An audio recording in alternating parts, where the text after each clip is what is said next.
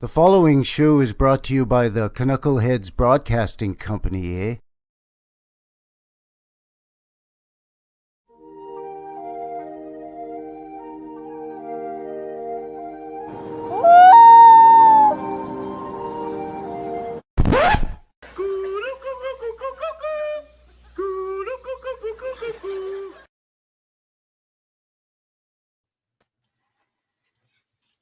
All right, and we are live.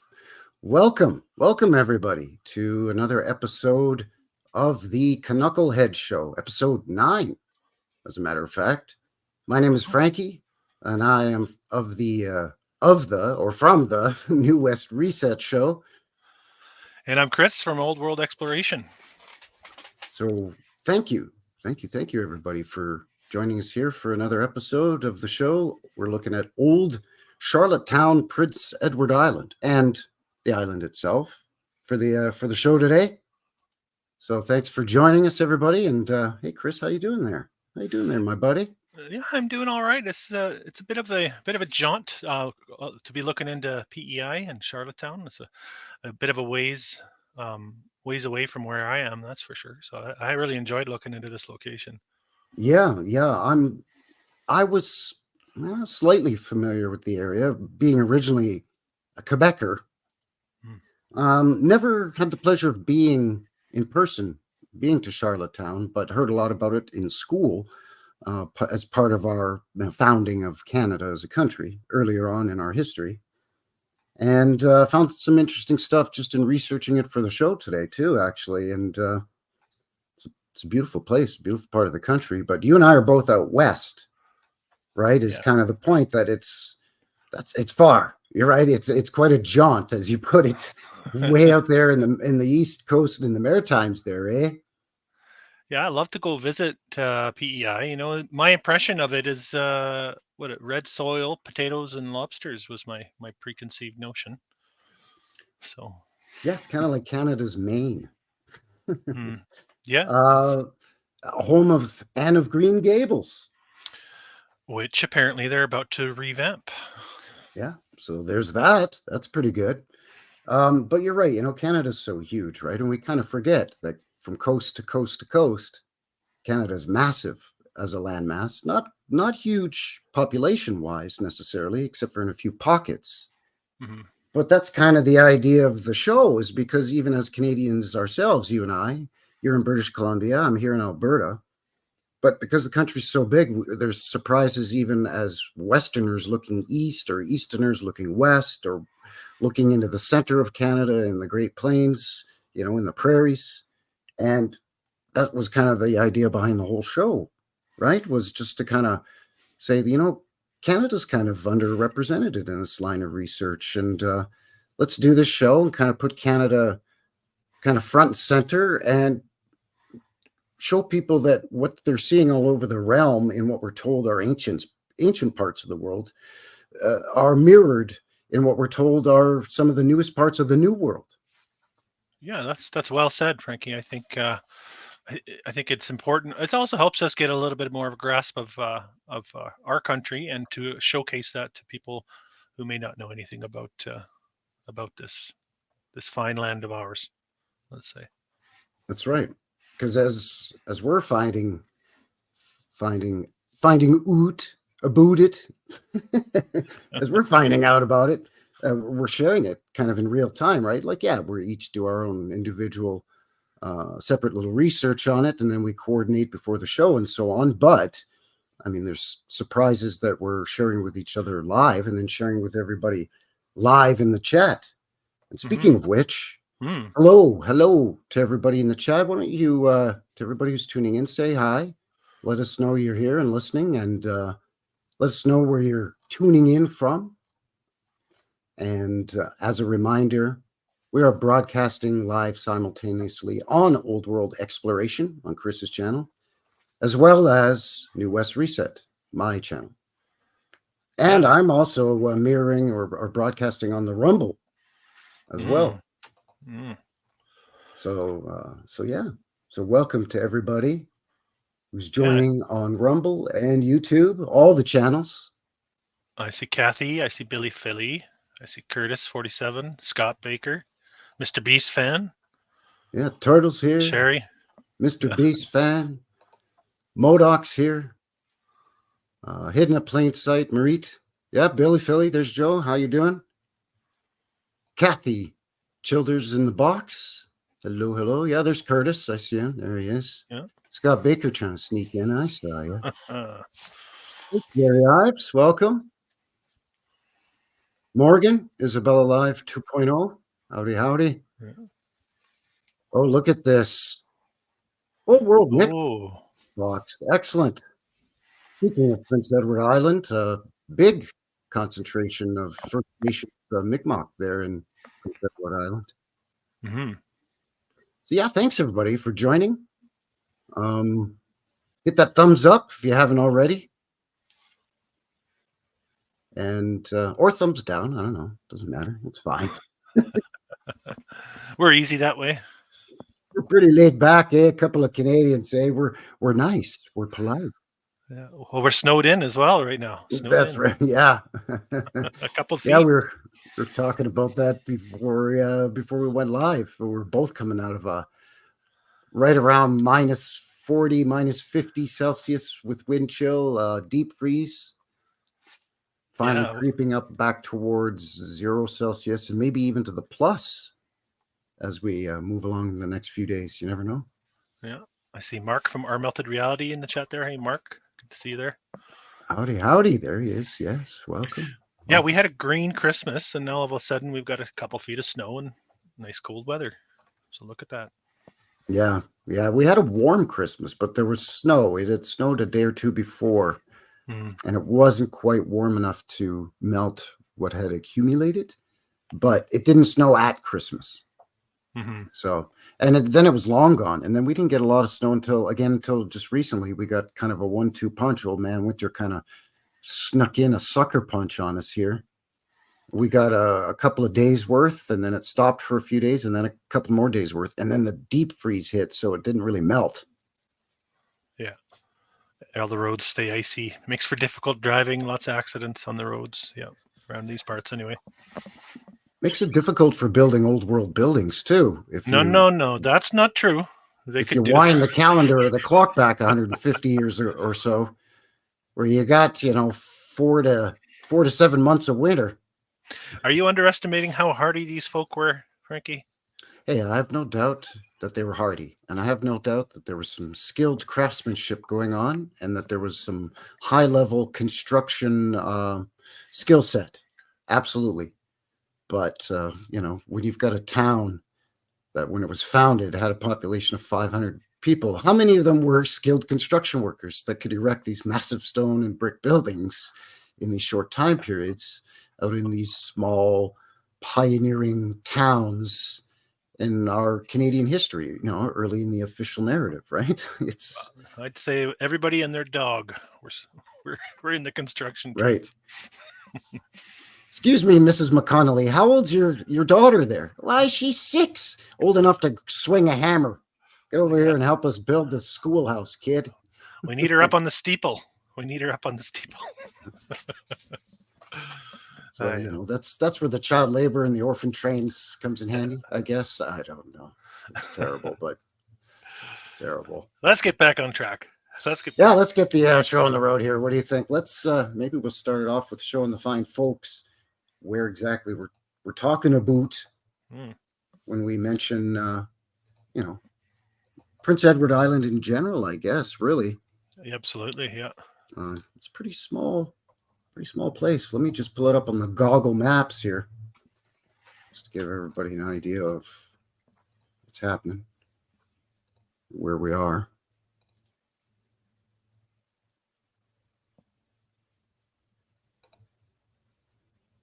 It's just warm enough where I have my window open a little bit. Okay, here we go. Which I haven't been able to do for about a week. So even though it's cool or cold-ish outside, it's nice to get some fresh air in here. Yeah, so here we go. Here's Canada land, and the area we're looking at is right. It's so small at first that it comes up as PE, not even PEI. Yeah. But yeah, Prince Edward Island right here. Lovely, lovely. Beautiful part of the country, right in this sort of natural bay, very close to Cape Breton Island in Nova Scotia, and connected to the mainland. Is it by New Brunswick or Nova Scotia? New Brunswick. Looks like New Brunswick, yeah. Yeah. And Maritimes, all part of what we call the Maritimes, right? Here? Yeah. Right. Southeast of Quebec. And I don't know, jury's still out on whether Labrador is part of Newfoundland, which is a province, or Labrador is a territory. Like Nunavut and Yukon and the Northwest Territories. I don't know. We'll figure it out eventually. It depends on what source you use, I think. But let's quickly also look at Charlottetown on the Wikipedia page. And maybe see, just to give us an idea. It's the capital city, right, of the province, of course. Yeah, it's the capital city of Prince Edward Island, Charlottetown. It's an old city, and it's a beautiful little city. And you can even just see by the photo on the side panel here on the Wikipedia page itself.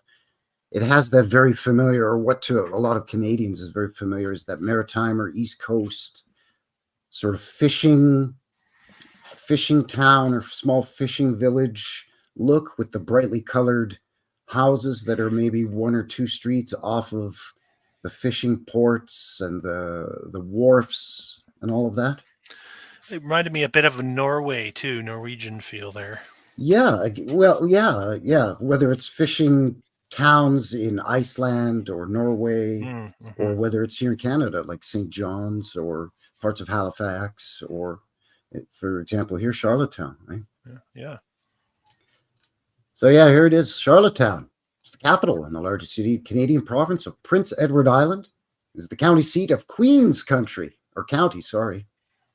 Named after Queen Charlotte.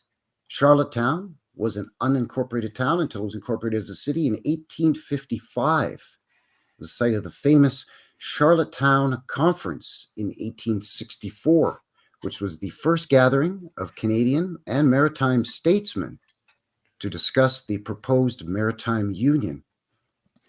This conference led instead to the union of British North American colonies in 1867.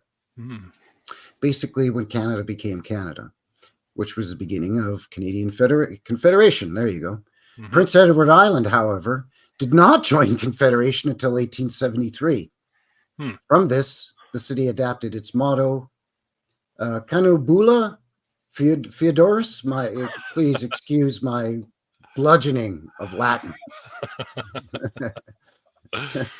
That didn't make any sense. It doesn't make sense that they hosted this meeting, but they decided to wait 6 years to join. What the hell is even that? Right? Where you're good enough to host, but not good enough to be part of the group. Well, apparently. Or too good. One of the two. Yeah. Oh, poor Prince Edward Islanders. Come on, man. Yeah, you can host. You can clean up after the party, but you're not allowed to actually join the party at the night before. But you can come at 6 a.m. and clean up all the barf and everything from the party. Maybe it's because they had a nice old world venue, and we'll be taking a look at that one later. That was built so early on. Yeah, maybe it was like we got this nice building we found. We got to use it for something. How about we have a bunch of powdered wigs come in here and have some meetings? Okay.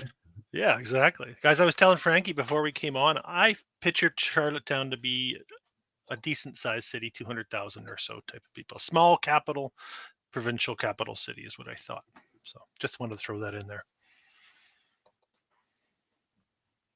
It's got a really, really early history, even by Canadian standards. I mean, Canada land goes back to 1640-ish, there and abouts. And that's if you don't really include the whole Viking story. But even here, 1720, I mean, that's getting pretty long in the tooth. It is, yeah. I mean, it's the usual thing, right? The East was, French Canadian settlers, Acadians, which eventually became the Cajuns, after they were kicked out when the British took over. Get out of here, filthy Frenchmen. So they eventually found their way to Louisiana, but that's a whole other show. But they go through the usual. They build a star fort on there, which they probably just found. And it's becomes part of the coastal defense once they join Confederation. But it's always been pretty small. Yeah. And it's mostly been kind of agrarian, like very sort of farm oriented. There's been fishing, of course, and shipbuilding, but not like St. John's, Newfoundland. That was sort of the shipbuilding hub in early Canadian history, as far as the big, steamships and ocean liners and stuff, right? Yeah, which we did look at in the previous installment of Knuckleheads. Yeah. So it's always had this kind of, it's this little farming communities on this little farming island. But then meanwhile, they host like one of the biggest, political gatherings in Canadian history that helps to form the country. So it's just that strange, odd duality in the story, right? But eventually they get her going out there, and they actually have their own railroad at one point, which I thought was, I was like, wait a second, it's a tiny island. You didn't tell us the population. Oh, did I skip over the population? Yeah, you got it. We got to talk about population because I don't know. I totally. Let me just. I'm sorry. That's about what I that. start my videos with. So I like to tell people how many people were supposedly living there at the time, right? Yeah, that's why I mentioned that my assumption, right? My assumption of a couple 100,000 people. Well, I was way off. Let's put it that way. Yeah, I'm sorry, and that totally. I don't know why, because I normally like to do the same thing as well. Let me just get back to that. I'm sorry about that. No worries. I blew right past it. There it is. There. Look at. Because again, and we were talking about this before the show, is we're taught, even in in Canadian schools, that it was important as part of Canadian Confederation and the founding of the country, and it's an old city even by Canadian standards. So you'd figure, okay, well, it's been in there a while. It's got to be a lot of people there, but no. Most we've ever had is not even 40,000 here. Yeah. Right? That's in the modern day, right? Yeah, modern day. Well, 2021, 38,000. Say 39,000. So we're looking at buildings that are built in around 1900, right? Right in that. Yeah, range. we're looking at sort of the 10,000. They even dropped a bit here, but let's say anywhere from 10 to 12,000 would be generous. Booming metropolis. Yeah, important enough to be a piece of the puzzle, an important piece of the puzzle that builds the foundation for what would become Canada. But that would be less than 10,000 people at that time. Yeah, but just so tiny. Tiny. So tiny. Yeah, so, it surprised me. It really did surprise me. Yeah, thanks for reminding me on that, because but that just goes to further sort of well, it magnifies the difficulty in believing a lot of these structures were just it goes to further push what I was just about to talk about too, is the railway. Yeah. It's such a small island. Yeah. But they had their own independent railway. I mean, eventually it was joined when they built that bridge to the mainland, but it was for decades before that was its own independent railway. So this tiny island had its own independent railway system. Steam engines. So construction began in 1871, but costs almost bankrupt the government by the next year. Problem that helped pave PEI's entrance in Confederation. That was part of the stipulation to join Confederation and be officially part of Canada. Was you had to have your own railway. A province had to have a railway that could be joined somehow to the national rail system that was being built from east to west and west to east. Yeah, a little unfair to ask an island to do with that, Right? Especially such a small island. Yeah. It's like this island is smaller than some, the area of some city or town limits, but you better have your own railroad. Yeah. So they almost went bankrupt, and the government of Canada itself had to step in basically and take over to finish construction, and financing it, and basically took over ownership of it for a while. But yeah, they had their own. This tiny little island had its own independent railway system. It was considered joined to the mainland because of the ferry system that went between the island and the mainland before the bridge was built. But sheesh, man. Yeah. You're right. Kind of, I mean, I could see, you got to build a railroad through Saskatchewan. Okay, not that tough. But building it on an island, it's like, wait, what? Yeah, the resources are. It's everything's got to be. You asked before the show, did they have brick and did they have brick factories and that there? And they did. They're kind of one of the things PEI is known for is its red soil. But because they're on an island, they don't have like steel foundry. I mean, you know what I mean? It wasn't an industrial. No, of course not. City. Yeah. The entire area is farmland, basically, except for a few towns and then the city of Charlottetown itself. I mean, the only reason Charlottetown is the capital is because it's basically by default. Well, yeah, maybe it was just sitting there, ready to be uncovered. Well, there's definitely parts of it that stick out like a sore thumb, I think was the term I used before we went live, right? I mean, some of these buildings are just baffling. I did see a comment saying start with the Whoppers. We're building suspense here. You got to stick around if you want to see the Whoppers. We don't want to just it's like a game of Beer Hunter, eh? You don't want to just blow the whole thing in the first shot, eh? You got to like kind of slowly build up the tension a little bit, eh? Yeah, we'll get there. But speaking of, I got a question for you, Chris. It's I don't know, quiz time. Knucklehead quiz. All right. Knucklehead quiz time for Chris. I'm a little nervous, but go ahead. What is Prince Edward Island famous for? Potatoes. Potatoes. That is absolutely right. Wait, what did you say? Potatoes? Potatoes.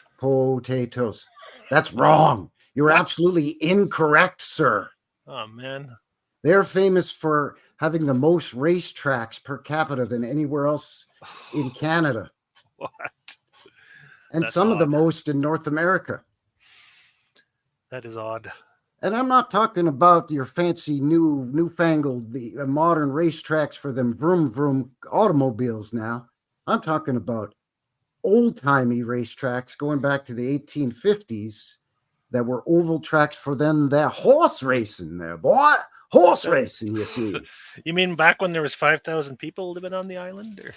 Back when there was 3,000 to 5,000 people on the island, they had more horse racing oval tracks than you could shake a bloody stick at. When I saw strange. This, yeah. When I saw this, I was like, that doesn't make sense. I said, hold up, wait a minute, something ain't right. Something ain't right indeed, my gloriously bearded brother. Yeah, well, they should have been busy putting up all these old world buildings, and I guess they had time to go to their races and gamble their hard-earned wages away. I don't know. Because I guess potato farming is so easy and it's not laborious in any way that you have plenty of time to go to the racetrack and spend the afternoon in one of these glorious grandstands watching the horses. It is strange. You know, and not just the racetracks in the summer, which still are going, by the way. Some of these are over, 100, 150 years old. But even in the winter, they just take the wheels off and put hook up the sleigh instead and have horse racing with sleighs. Really? Yeah. What? Like many countries, reports of early horse racing which involved match racing prior to any form of organized races, were also found in PEI in the early 1800s.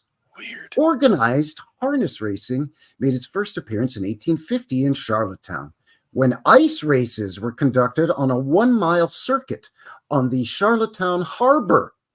What? Move the ships out of the way. The harbor's going to freeze so we can race our horses on here.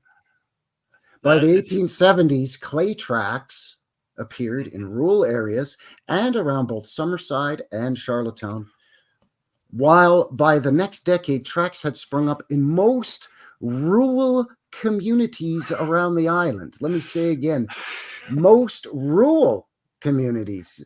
Every little bunyuk little town in the middle of this island gets its own horse racing track, apparently.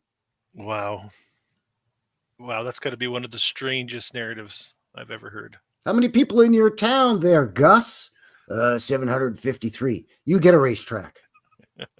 What is this, Old World Oprah show? You get a racetrack. You get a racetrack. Everybody gets a racetrack.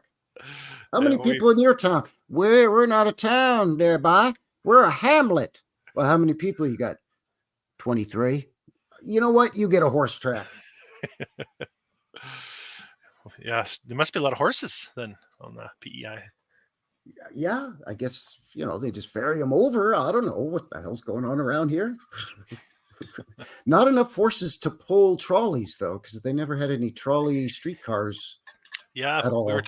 Frankie and I were talking about that. We were looking for the streetcars but couldn't find any. Yes, thank you, Miss Honeybee. Yes, like, share, subscribe to both channels if you haven't already. I don't know. What are you sitting on your hands over there? If you haven't liked and subscribed, I guess it's cold. Maybe you're warming your hands up. Hey, I always forget to press the thumbs up button when I'm watching. I always have to remind myself. So it's one of those things.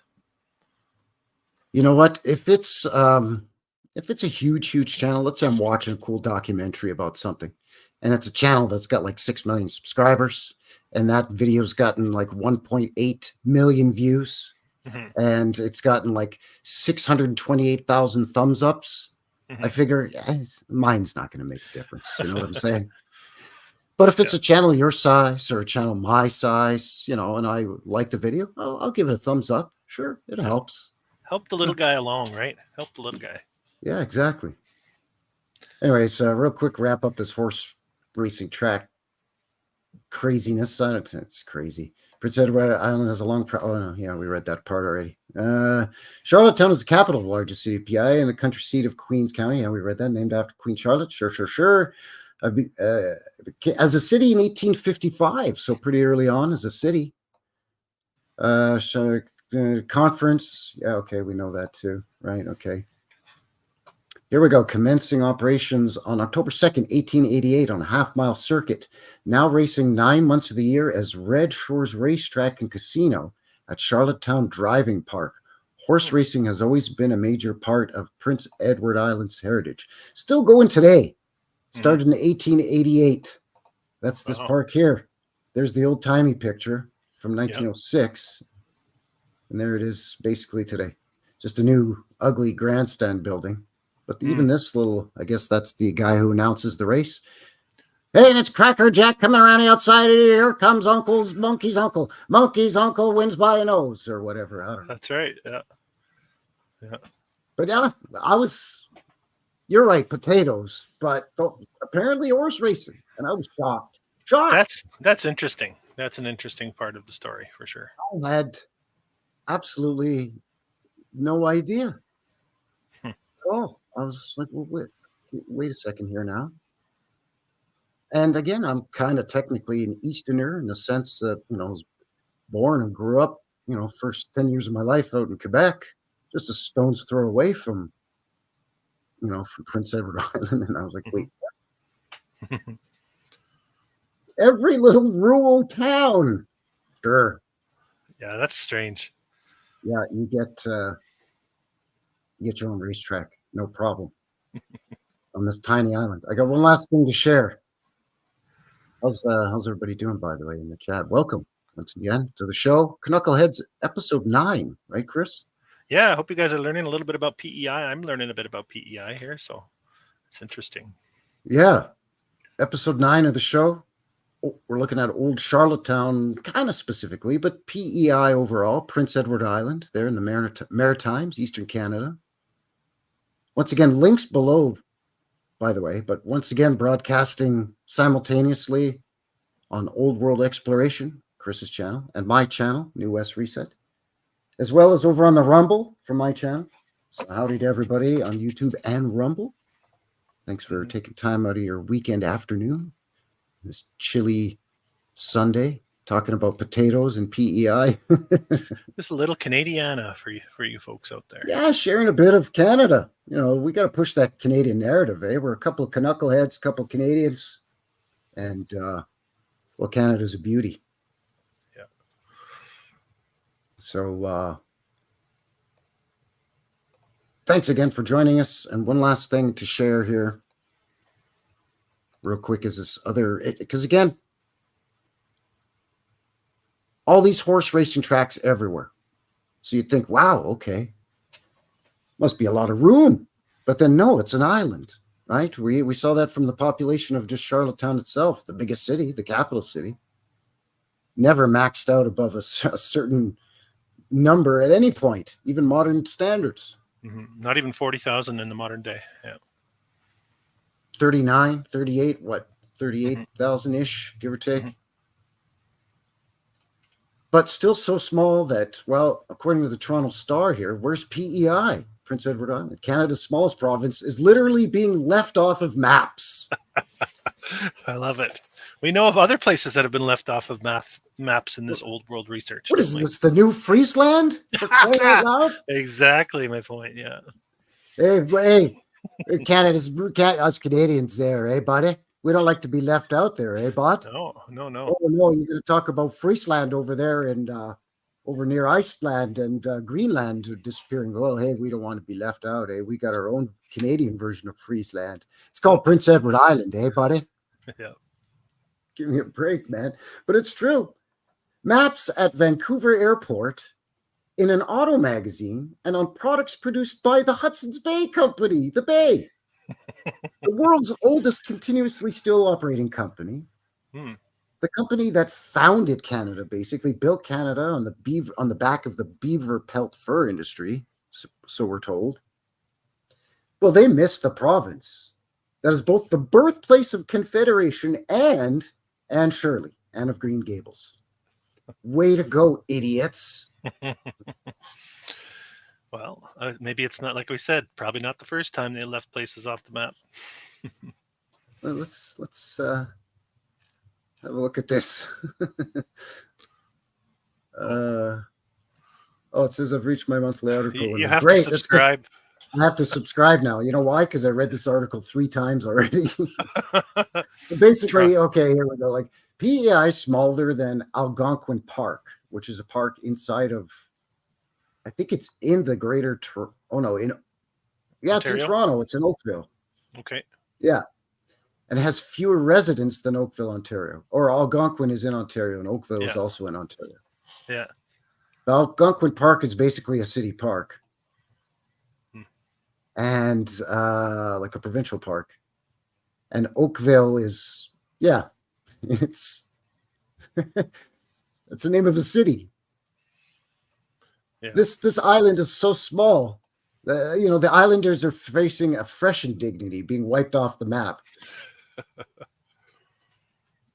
So islanders are being used to overlooked as Canada's smallest province, are facing a new indignity, being wiped off the map. So apparently the Hudson's Bay Company, the department store that's been around for 500 plus years in some form or another, we're selling T-shirts that they had forgotten to put Prince Edward Island on the T-shirt. I think Hudson's Bay Company is one of the early narrative setters for North America. That's for sure. Oh yeah, yeah, and very much part of the umbrella global version of that corporation, right? The East India Trading Company and all of that. Representatives of the Crown. Yes. Crown. Yeah. Awarded monopolies on certain trades or goods, or being able to tax certain goods being traded in and out of the colonies on behalf of the Crown. Yeah. And I don't know, man. I just on one hand, we're told that it's so small it's being left off of T-shirts that are being sold in Canada's largest chain and oldest chain of department stores. Yeah. It's being left off of a map that's a giant mural on a wall in the Vancouver airport. That when the lady who noticed complained and wrote to the airport authorities, they didn't get back to her. They didn't respond to her for 2 months. They were like, "Oh yeah, by the way, sorry about that, eh, bot? You don't exist. You're not on the map." We'll fix her up there. Toot sweet there, eh, lady? Don't you worry. Thanks for letting us know. Sorry there, eh? So if it disappears from all the maps, does it exist? That's right. Like like the tree falls in the forest. Yeah, like Friesland. Yeah. Or like our melted reality says, not on the map, never happened. Yeah. They're like, It's a lot of power to put in the hands of the Hudson's Bay Company. There was, and there was some like auto magazine that for some reason had some map on some article, and they left off Prince Edward Island. So on one hand, it's so tiny it's being left off of maps, but on the other hand, it's so big it can have its own railroad, and it has a massive amount of horse racing racetracks. Every little town gets their own, as a matter of fact. Oh, and it can be the Canadian capital of producing potatoes. Yeah. Oh, and no shortage of stone and brick buildings, as we're soon to see. So again, massive farmland for potatoes. Enough to not only export to the rest of Canada, but to export Canadian potatoes into the US. And I think to England too, or the UK, I should say. Known for it. But then again, we're tiny. We're being left off maps. Well, which one is it? It doesn't make any sense to me. Doesn't anyone notice this? I feel like I'm taking crazy pills. Sorry, go ahead. No, they'll have to withhold their potatoes as a ransom, right? Until they get put back on the maps. Yes. That's right. No potatoes will become the potato Yahtzees. No potato for you. That's right. Oh man. Absolutely ridiculous. You know what? One last thing I wanted to share here, if I may. Did you get your latest issue of the CANUCKLEHEADS magazine? No. You didn't? No. Jabaroo Joe sent me a copy of the latest edition of the Wild Adventures with the CANUCKLEHEADS magazine here. Here we go. Volume 1, issue 4. There you go. 100 drachma, which is 10% plus austerity tax. So you get the Trojan beaver. It's bigger than Ben-Hur, says Cecil B. DeMille. This chewing gum tastes like rubber, says Jabaroo Joe. Jabaroo's got some skill with the. And here's a big quote from President Joe Biden here. He says, "Well, gum na bless him, nothing." So high praise for issue 4 of the Old World Adventures with the CANUCKLEHEADS, the Trojan beaver. Of course, you got your food wagon here selling gyros as we are making our way to the city of Troy to try to find Helen. So fantastic job. Thank you very much. If you're in the chat right now, Jabaroo Joe, thank you. Really, really good. Very creative. Really appreciate it. Yes, very nice. Love it. That's 4 of those already. Got to tell you, there's something wrong with that guy. Bless him. In a good way. Absolutely. Bless his heart. Howdy, Logan. Welcome. Miss Honeybee is here. Scottish Tart is here. Joop Vanderbeesh. Hello. Marita's here as well. In the plain sight. Space Indian. I'm not allowed to say Indian, but I just said it. Twice. But my friend Old World Mi'kmaq says it's okay. Darren N in the box. Welcome. Joe's here as well from Billy Philly 22. Your Cheetah Peach. Hello. Larry Stick and Our Melted Realities here as well. Thanks for joining us, everybody. Really appreciate it. Old World, Michigan. Morgan's here from Isabella Live 2.0. There he is. There's my buddy. Old World Mi'kmaq. This is, by the way, Mi'kmaq territory. Canada's First Nation, Canada's First Peoples, out in the maritime area. Nova Scotia, Prince Edward Island, Newfoundland, Maine, Quebec, Labrador. All them places, all them shits. I've never been that far east, and I'd love to go one of these days. It's beautiful out there. It's green. It's like Ireland. Mhm. Mhm. It's And they have a bit of that culture as well. tis like the Emerald Isle. Mhm. Oh, aye, to be sure, laddie. Aye, to be sure. Definitely has that Irish sort of feel to the East Coast, which, I mean, absolutely makes sense. No need to apologize. Sorry, eh? No need to apologize. It's good to see you. We were just showing off your creative artwork. You maniac, you. You're a maniac. So yeah, thumbs up, everybody. Thank you very much. 70 watching between the channels. So thank you very much. Don't forget to hit the like. Make sure you're still subscribed. And again, links for everything below in the description box for all of the chicanery and jackassery and shenanigans that we've been looking at here. And as a reminder, the show is, we're a couple of knuckleheads. We're a couple of Canadians. Chris is in British Columbia. I'm in Alberta. So the show focuses on Canadian stuff. We like to push it out there. Sometimes Canadian land is overlooked a little bit there, on the world stage. And at the same time, we surprise our own selves, don't we, Chris? We do. There's lots to discover. Much to discover. Yeah. So I bet you a guy's willing to bet dollars to good Canadian donuts that you've got a really nice file of beauty photos. Let me look. I think it's pretty good. Bet you do. It's I mean, why break the habit? You're like you're like that geyser, Old Faithful. You're live. I like to dig deep. Yeah, you always find the good stuff. You always find the, what do they call it over on Martin's channel? The juice. You always bring the juice.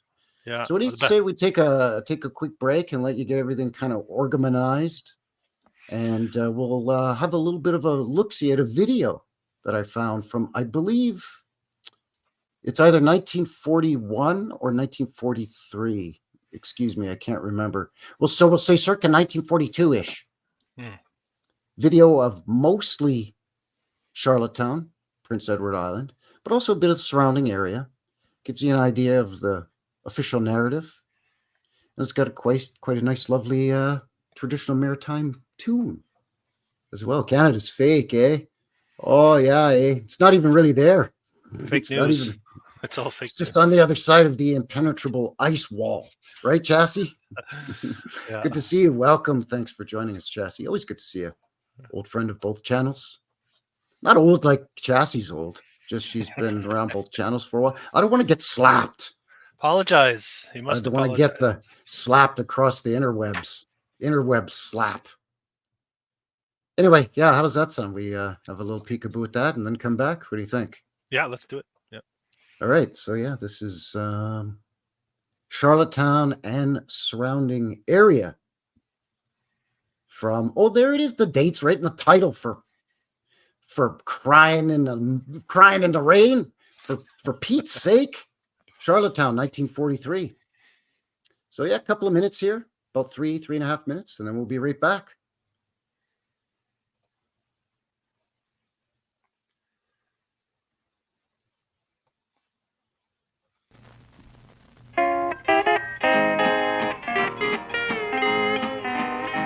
They talk about Texas, Kentucky, and Maine. They talk about London, Paris, and Spain. But there's a little island I long there to be. Prince Edward Island is heaven to me.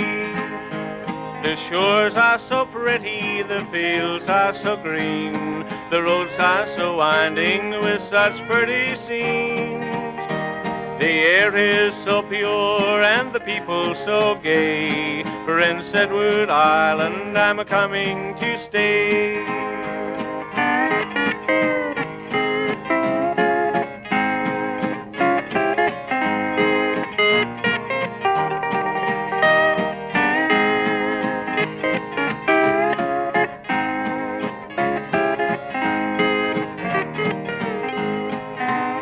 There's swimming and hunting and fishing galore. The sun shines so bright on its long golden shore. The Lord made this island for all men to see. Prince Edward Island is heaven to me.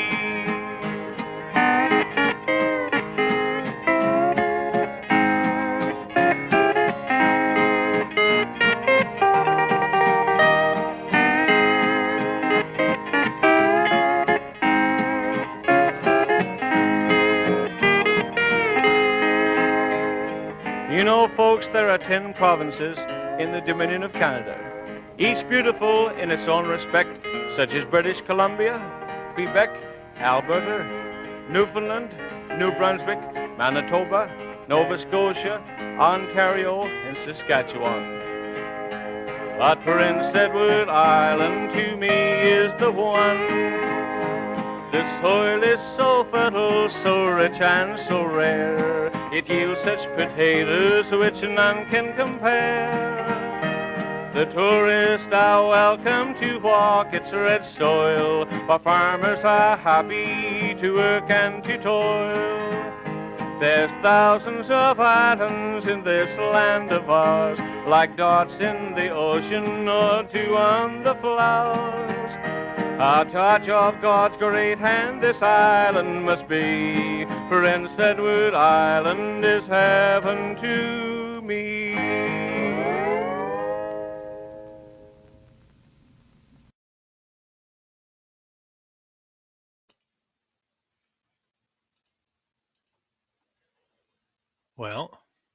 Well, we are back. you. What did you think of that there, buddy? I thought it was showcased a lot of the old world structures. It was pretty cool. I especially like that. I guess it's sort of on their main high street there in the town square or city square. The hansom cabs, you know, the horse-drawn carriages for the tourists. They do that in old Montreal, and they do it around Central Park in New York, and I'm sure elsewhere. But really helps to put it into perspective, because you could say, well, when footage was taken, that was modern day, but you know dang well that 100 years prior, it was just horse and buggy around there, and the buildings were already there. Yeah, the horses had a lot of work. Had their work cut out for them, didn't they? Yeah, definitely. They had their work cut out to build this kind of stuff. They had to haul the stones, right?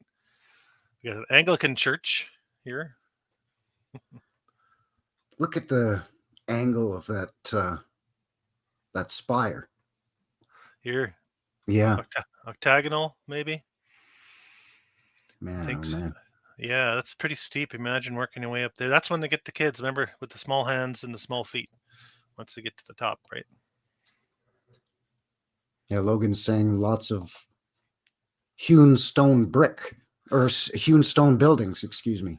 Yeah, and you're having this too, the what we might call a Romanesque style archway in the front here with the columns built into it. Look very familiar, very old world familiar. Yeah. So there is some almost crudeness to the blocks themselves, but then there's some that fine detail around the areas of focus, doorways, windows, and the ornamentation around the spires and whatnot themselves, right? Well, a crudeness to the face of them, but obviously they're very smooth to be able to be laid in such a manner. Well, the joinery is not crude. You know, to be able to create that rounded sort of stubby turret right there that you're pointing at with the, you know, with the little pointed conical roof on it and everything. Lovely old stone building. This little Anglican church, right? Yeah, another church here. Not sure which one this one is. That's big, because look at the four-story building next to it. So that church is huge. Nice mansard roof here, you can see. Right. Yes, yeah, love that. And look at the chimney here. Even we're looking at that same sort of defaced brick or defaced stone. Interesting.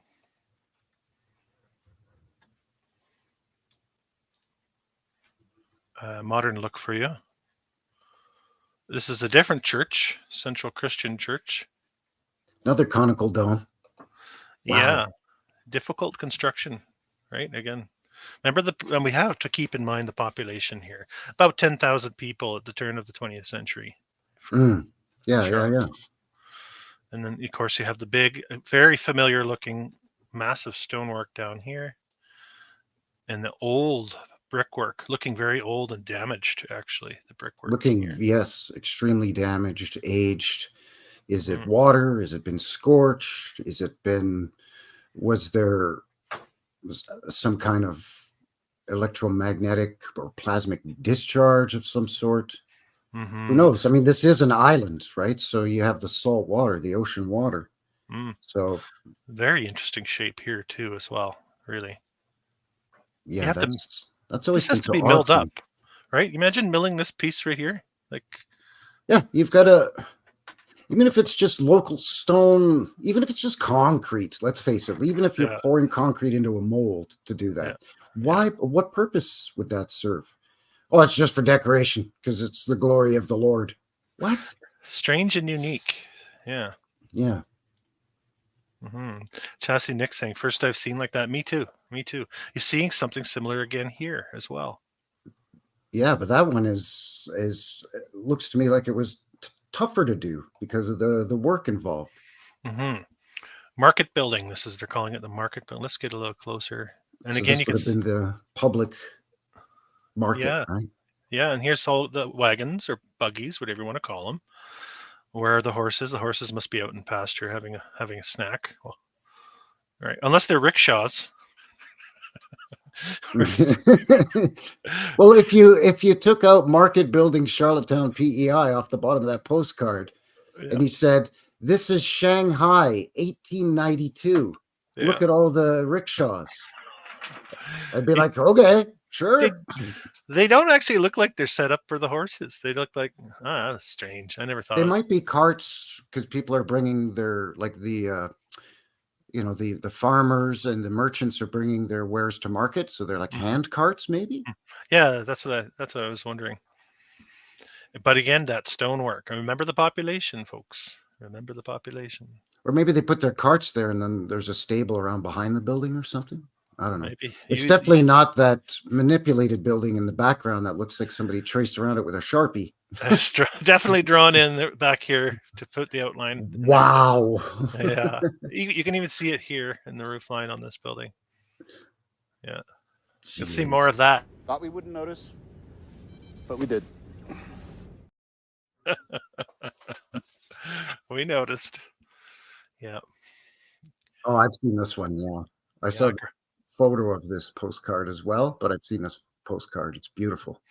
Grafton Street. And again, that stone face. You see the brick down here. Grocer's Choice Fruit. Okay. That's the original sign right there. Came with the building. That sign on this. Right? Yeah, because if you're going to be your town grocer, you want glorious arched windows. Yeah. With keystones in them and capstones. And so you had to ship in all the glass, I suppose. All the curved glass. Hopefully it's not too wavy on the ride over. Well, yeah, the point we were talking about earlier. Sure, they may have had brick factories because of all the red earth and red clay on the island. Good for growing them their taters. So, yeah, they had bricks, but everything else would have to have been shipped from the mainland. The steel, the glass, even the lumber. What are they going to do? Cut down do the whole Easter Island thing and cut down all their own trees? Yeah, I know. It's we have a hotel, Canadian National Hotel for the railways. Of course, it's a railroad hotel. It looks like a castle, right? I might have known. Just the depiction, but this one I thought illustrates the how nice this building would have been. Yeah, good size too. Another hotel, Victoria Hotel. Interesting. Exquisite. And again, you have the dormer situation. They like to make use of the roof space on these old structures. Now, one wonders if some of these buildings were pre-reset, the local reset that whatever hit the Maritimes in the eastern part of Canada. Hmm. The upper floor, or maybe the old roof from the pre-reset old world building, was destroyed. Hmm. A lot of these needed, what Oh Dave yeah. Ebony calls a Victorian tart up, fix up some facade bricks, some Hmm. facelifting, and then Hmm. maybe a new roof or roof, however you want to say it. And then they put all these dormers in. Hmm. I Yeah, don't know. I'm it's just very kind of throwing it possible. out there. Yeah. Because to me, the other style of roof I'm sorry, I always forget the name. The mansard roof. Mansard roof. Oh, guys got a mental block with that term for some reason, eh? Well, yeah, I teach it, so I have to know it. Mansard roof line. To me, that seems much more old world. Or the Yeah. green copper, extremely angled roofs that we see on like the Chateau Frontenac or some of the other old world Capitol buildings in Canada, right? Yeah, I hear you. Yeah, and much more complex to construct as well. Here Yeah. they've actually just extended that roof line, from there to Mm, they've gone, okay, yeah. let's just go straight up with that and put a So flat roof. for sure, on record of your photos here, the second, but potentially the third or even fourth facelift in terms of roof line and all that. Definitely, and the siding, I think too. This is so interesting old structure. Not, It's a I mean, beautiful old building, and this is still quite early on. You can tell by the cars. it is. Late 20s at the latest. Yeah, More like it's early 20s, maybe. hard to say. Yeah, but it's a large structure for sure. Here's the exhibition building, which was by that racetrack you showed earlier. It was right next to it, actually. Ah, so this would have been for Charlottetown when they hosted the Dominion exhibition, Mm-hmm. which was, I guess, Canada's version of the World's Fairs. Mm-hmm. Mm-hmm. I don't remember the year on that, but I think it's in the 19 teens or somewhere in and around there. Not sure on that exhibition. I mean, Yeah, I did a live stream about those because that was something that I came across doing separate research. I think it was when you and I were looking into Brandon, and there was that crazy exhibition building in Brandon that has the onion domes on it. yeah, And I was like, wait a second, a Canadian Dominion exhibition, what's this? And then took me down that. So I think I did a live stream on that. Hmm. It was very interesting. yeah. This is the convent, I guess, a very religious people in Charlottetown, as we'll see from all the churches. I mean, nothing crazy about this. It does have the stepped brick pilasters, I think we can call those, on the side here. You can see them there. Very indicative of the old world.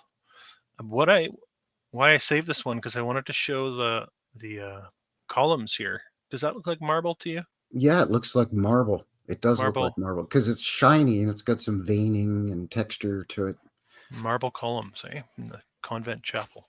Not texture to the touch, sorry, but texture within the stone itself. Yeah, right? you can see the shine on it. Yeah, that's right. Yeah. And the different color striations going through it. Yeah. The old world, all right.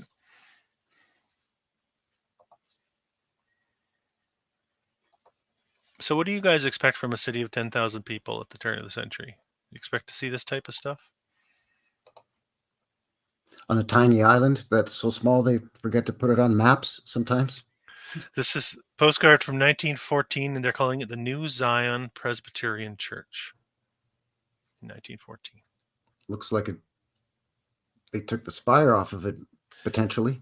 Absolutely, it does. Absolutely. I'm sure that's exactly what happened.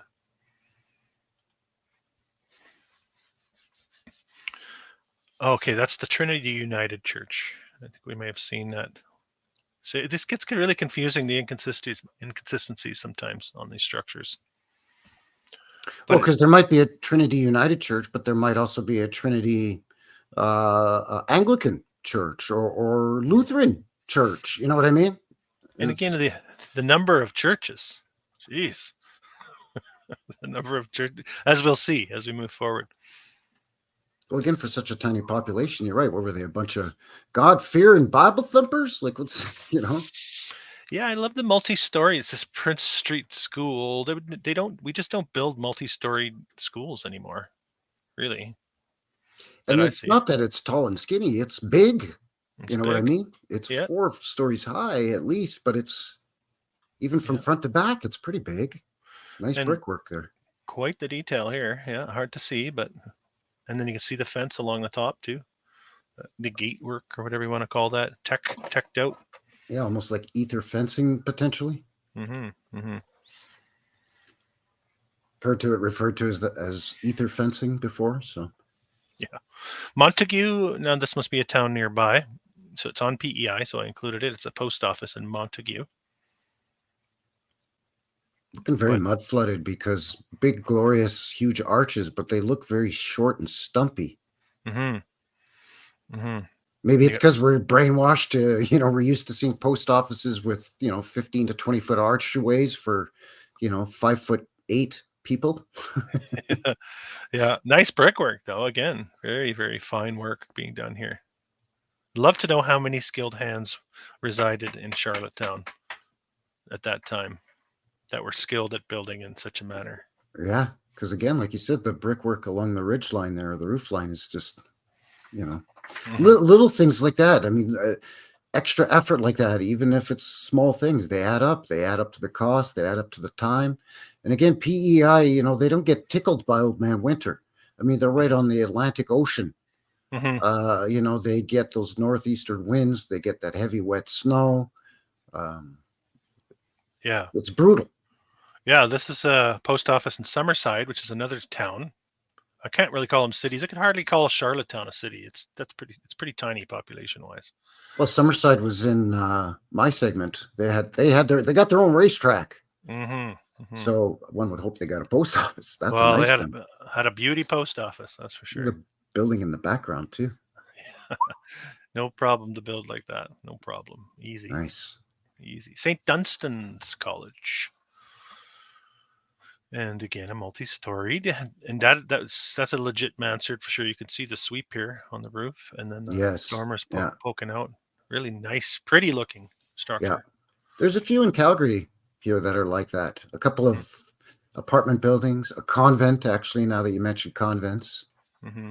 And yeah, I don't know. I think it's sharp. And to me, it screams old world, whether it has dormers in it or not. Mm-hmm. Mm-hmm. Yeah, I guess it's just the logistics of being able to build all this with such a small population on an island. We're casting the seeds of doubt, right? I think there's something wrong with the narrative. Well, yeah, because where did the glass come from? Where did the steel come from? Where did all the rivets come from? Where did the wiring and the everything? I mean, brick and stone, sure. The columns. Let's not forget the columns. Yeah, I mean, okay, I could buy that they could ship this around the island because they had their own, independent railroad. Mm-hmm. But how did it get to the island? Mm-hmm.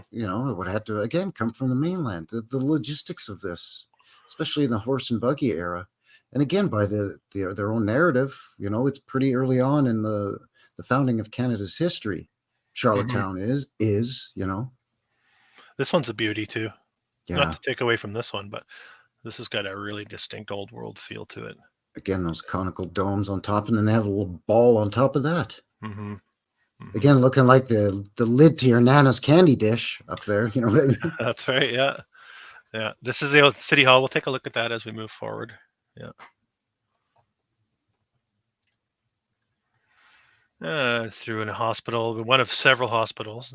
Nothing great about this one, but thought I'd throw it in there. Huge chimneys for some reason, and pretty low windows in the front there. Yeah, yeah. Possibly reshaped, possibly the remains of another old world structure that's been dramatically overhauled. Not sure. And again, all these brick-faced buildings all the way down the main street, right? But then look at the condition of the street. Yeah, and this is something. Yeah, it's crap. I was looking for the brick pavers. I was looking hard for the brick pavers, and I couldn't find any. But I think you can see the curb work here, and you can see the dirt come right up to the top edge of the curb in some cases. Yeah, like almost ready to creep on up there. Yeah. Like the cities, like the streets have been filled in with dirt almost, or have not been cleared, or something along those lines. But then look how wide the street is. It's like they're anticipating a streetcar line that they never got. Yes, exactly. It never came, but they wanted it. They wanted it badly. And then there's that building, if I may interject one other thing, that's basically where your cursor is now, that almost in the middle of the picture. What is all that doodads on the top of it? Yeah. Here, that's an Yeah. early CBC antenna radio. There you go. Okay, that's right. From CBC television, eh? The CANUCKLEHEADS Knuckleheads Broadcasting Company. Corporation. That's right. Exactly. Oh, We're kind of welcome to the show, eh? Yeah. Oh man, that's perfect. Yeah. More old world. What do you guys think? Do these looking pretty old world to you? What do you expect to see from such a small city? On an island. I would expect some of these three-story for me personally, I would expect some of these three-story buildings to be maybe 2 stories, and the 2 stories to be 1 story. Small island, limited population, limited land available. Yeah, And I you don't have certainly a lot wouldn't of expect all the cupolas and domes and arches. The arch. and the big arch. Like, that's a lot of work Ar- for such a small population of a city that's always going to be very small. Not to mention a basement. You got to excavate. Yeah. Right. Jeez, Takes time, energy, resources. And by their own narrative, the island is basically filled with fishermen or potato farmers. And what are these? Are these stones? And do they have stones like this in PEI, or are these all being shipped in? These are questions that we have. Yeah. Well, I know they do have some local quarries there, but again, you have limited surface area to work with because it's such a small island. So small.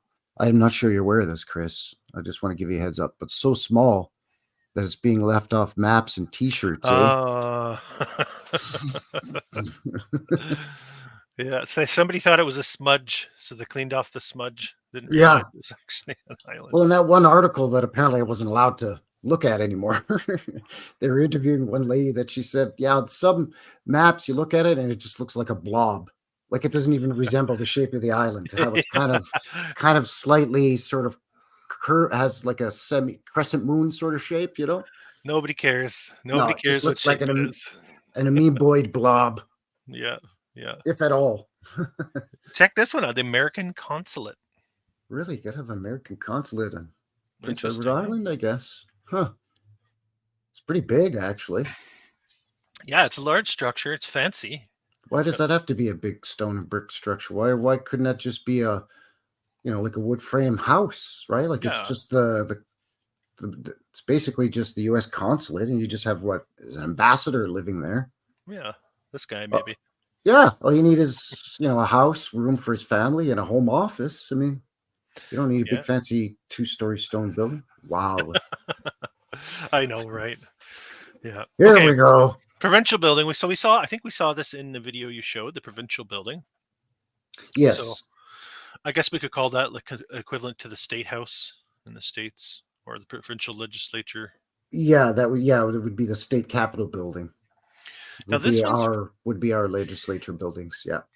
Very strange because do you know when this thing was built? Did you look? I don't know if you looked around. It was built. Don't cheat. I'm not. No. I'm trying to remember. Okay. Weren't these some of the buildings where the Confederation meetings were held in the Of course 1860s? So these are built in the 1850s. Then you're close. 1843 to 1847. 1843. That is early. It's crazy early. Look down here. Whoop. Hi. What's that right there? Peekaboo. Well, that's just for drainage. It's just for drainage. The drainage Wikipedia, into the building, eh? Okay. The Wikipedia demographics for population starts in the 1870s for Charlottetown. So we don't even know how many people were supposedly living there at the time this thing was built. That's right. And you got to build this massive building on such a tiny island with such small populations of potato farmers and fishermen. Yeah. And like, wow, columns. There's the law courts in behind it, the law courts building. Yeah. Well, you got to have a big Greco-Roman looking, provincial legislature. Before it was a province, by the way, built in anticipation of becoming a province, but not That's yet a right. province. That's right. It wasn't a provincial house at the time because there was no province. Yeah. It was, So what did they call it before it was called the provincial house? yeah, what was it called when they built it? That's right. Yeah. What do you think this is? I don't know. It's not a lantern. There's a lamp next to it. It's not a Maybe- fountain. No, I think it's a fancy ashtray. Now, correct me if I'm wrong, those of you that know. Fancy ashtray. Fancy ashtray. Could I'm just- is pure it is it a speculation. drinking fountain? That's a good question. I'm And not then sure. the tech on top powers the pump that pumps the water for the drinking fountain, maybe? Could be. Maybe someone has an answer for us in the chat. We'll see. I noticed there's a big statue in front of that other building that was Let's the go law back to office building. Yeah.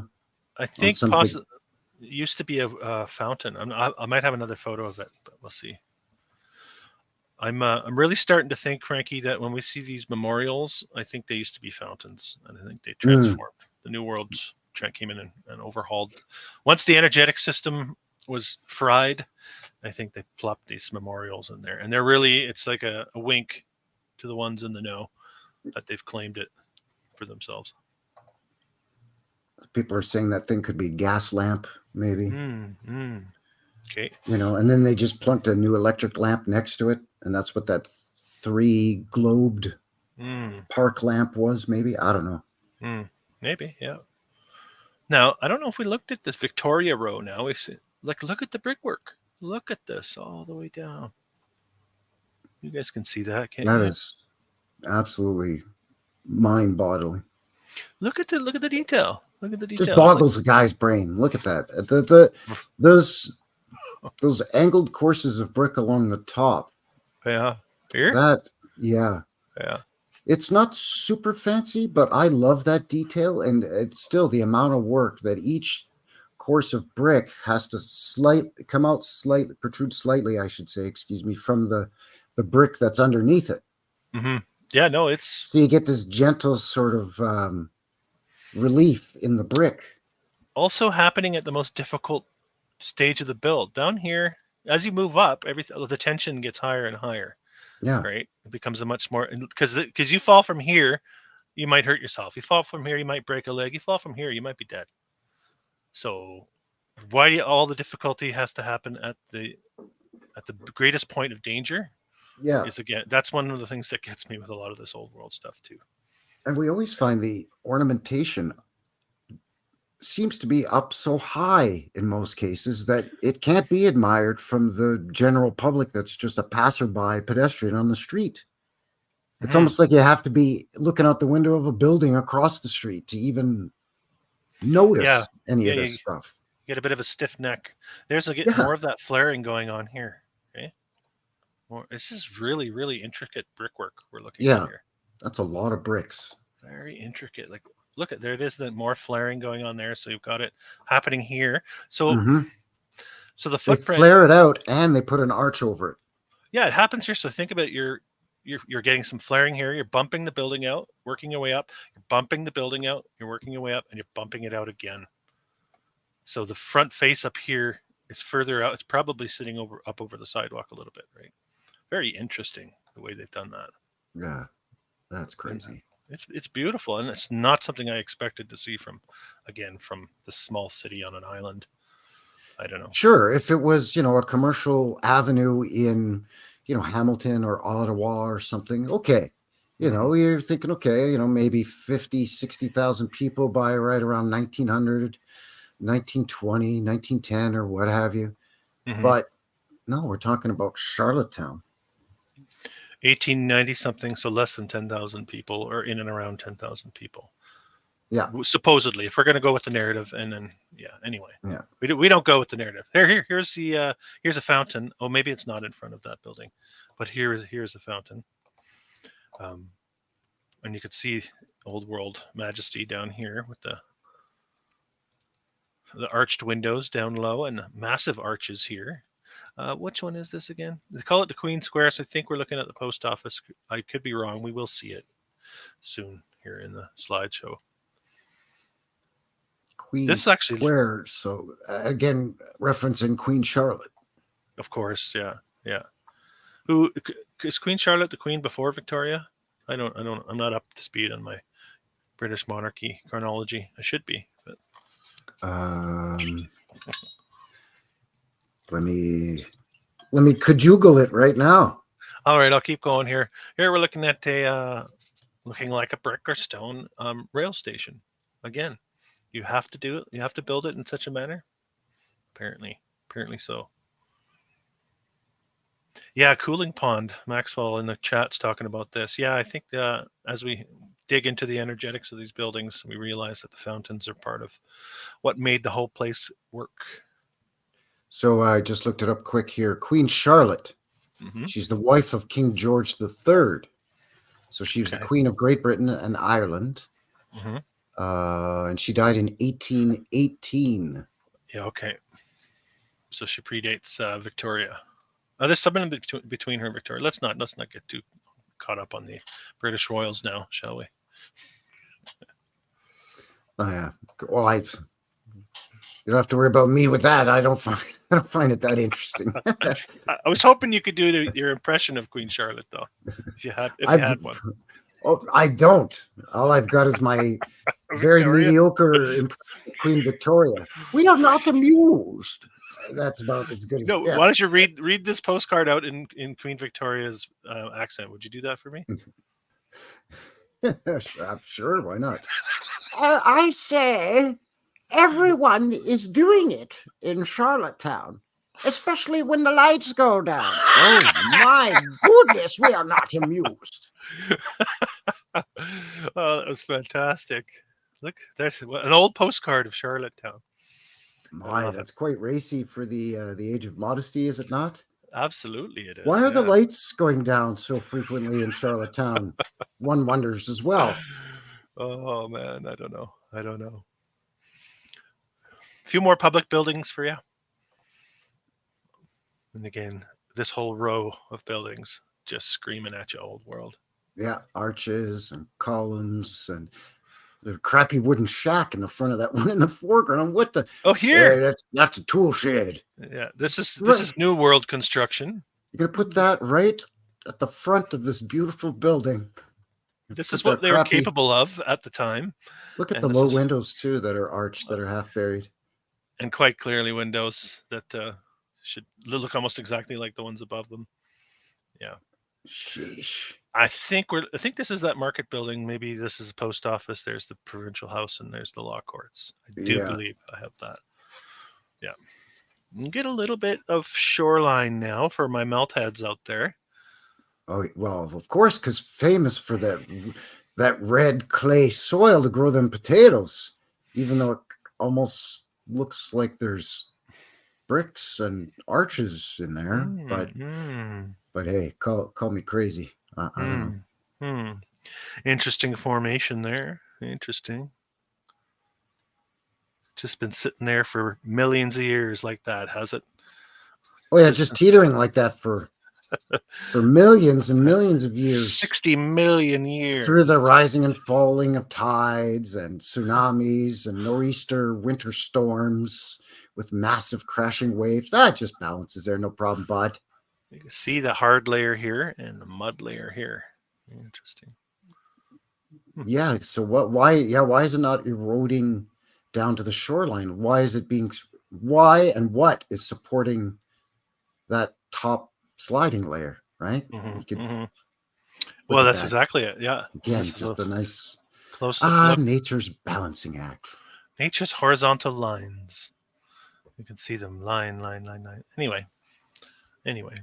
Doesn't anyone notice this? I feel like I'm taking crazy pills. Yeah. Right. There she is in all her glory. See, I was looking for some sort of indication of tracks down the road here. And you got the brick sidewalks. Yeah, it looks to me like I'm seeing lines in the sidewalk. So here. Yeah, courses of brick, maybe.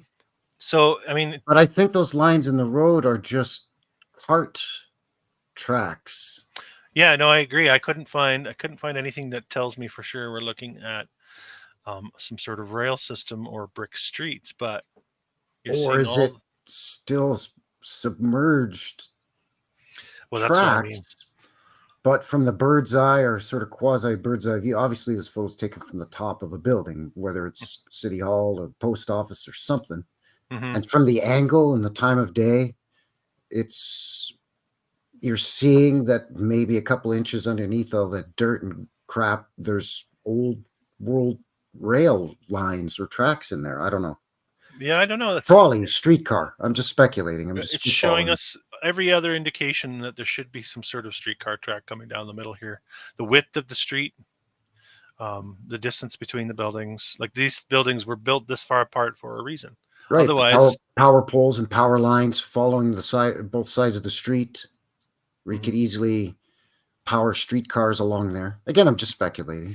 yeah, no, it's fine. It's all speculation, right? We're just exploring. Here's your track exhibition and races. 1906. There we go. The driving park. We'll move on. We saw this one. You know what I kind of like in that? You know how when you look bird's eye view of This one? pyramid, the pyramids of Giza. At a certain time of day, you see that the Great Pyramid is not actually 4-sided, but it's 8-sided. There's a seam running down each face. Really? And it's slightly concave from corner to corner down into the middle seam. So it's actually 8-sided. That's wild. I did not know that. Very interesting. But you can only see it at a certain time of day and only from sort of top-down view. And I've only seen a couple of photos of it, but that's what that street view kind of reminded me of, where maybe at only certain times of day at a certain angle, you could see a still slightly buried remains of a streetcar or something. Interesting. I don't know why I'm so hung up on it. I just find it weird they had their own railroad, but they didn't have streetcar. It's just I weird. think what we're trying to get at is that there was something there. And yeah, I'm speculating that there probably was, and they just didn't bother. I never got to that. It certainly wouldn't fit the narrative. Here's a public school. Look at all these kids. Again, this is a distinguishing feature. It seems to be for Charlottetown. Yes. Somebody was super creative. It's sort of pointed.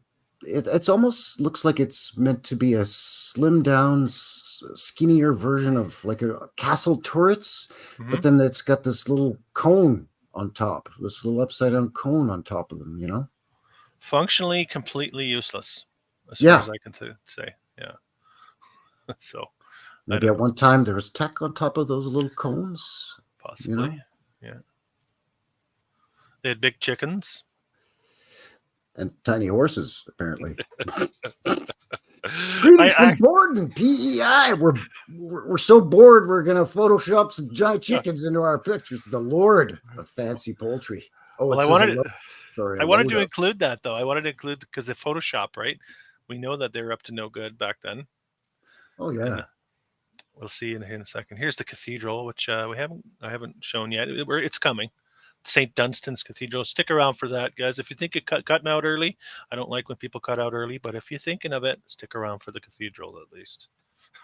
Well, and I know that there's been the odd little bit of hinkiness with the connection just because of the weather. So apologies for that. Up in Canada, we still don't have a lot of our power lines and telecommunication lines buried. Except for some of the old phone and internet cables. But so a lot of the power lines actually are on what you would call telephone poles in the U.S. And they get snow on them, eh? And so thanks for with us if you're getting a bit of jinkiness. Oh, we're covered in a blanket of snow. It's full on winter up here now for us. Yeah. Okay, here's one of the hospitals. We'll get into some hospitals. Oh, we got to, because it's always crazy to see that you got to go up about 114 million stairs to get in the front door of a hospital. That's convenient when you got somebody on a stretcher or a gurney. Yeah. And I just want to reiterate again the population of this place at the time. right? About 10,000 people in the late 1800s, early 1900s. We're going to keep this in mind as we go through all of this. Now, this again, feels blistered to me. Do you see how almost liquidy these look to you? Do you see that? Yeah, it's Like there's and a it blistering also of brick. I don't and know. charring maybe on some of them. Absolutely charring. And look yeah. at sort of if you go back up to the arched window, it's kind of a pointed arch, but you see two protrusions that almost look like they're supporting the arch. Those look really in bad shape. Almost like it's blown out. Like it's actually so burnt and scorched that it's starting to bubble a bit, maybe. Like it used to look like this one above it, right? Because it's faceted in the same way. Like it was a rough-hewn footing stone to support the stones that are stacked on it for the to make the arch. Well, but because possibly. it protruded out a little bit more, it Yeah. really got bombarded with whatever. Becomes a node, right? A nodal point for energy, possibly. Yeah. Yeah, no, this is, yeah, I think there's something to a lot of this. Yeah, cooked. Yeah. And you can even see it in the bricks that are still bricks, the discoloration in the back here. Yeah. Yeah. And again, you're seeing the nodal points consistent all along here. Very beefy looking, all of this though, right? Popcorny. Yes. Yeah. It looks like the weight made it slightly sag itself a little bit, but that's probably not the right word, because I'm sure the building, if you went in there with a bubble level and leveled out the floor, it would still be fairly level. You know, some natural settling aside, like most buildings do. So it's not like it heated up and started to melt, because I think it would do that lopsidedly. You know. Yeah, it's interesting to speculate. It's hard to describe, and something doesn't look right.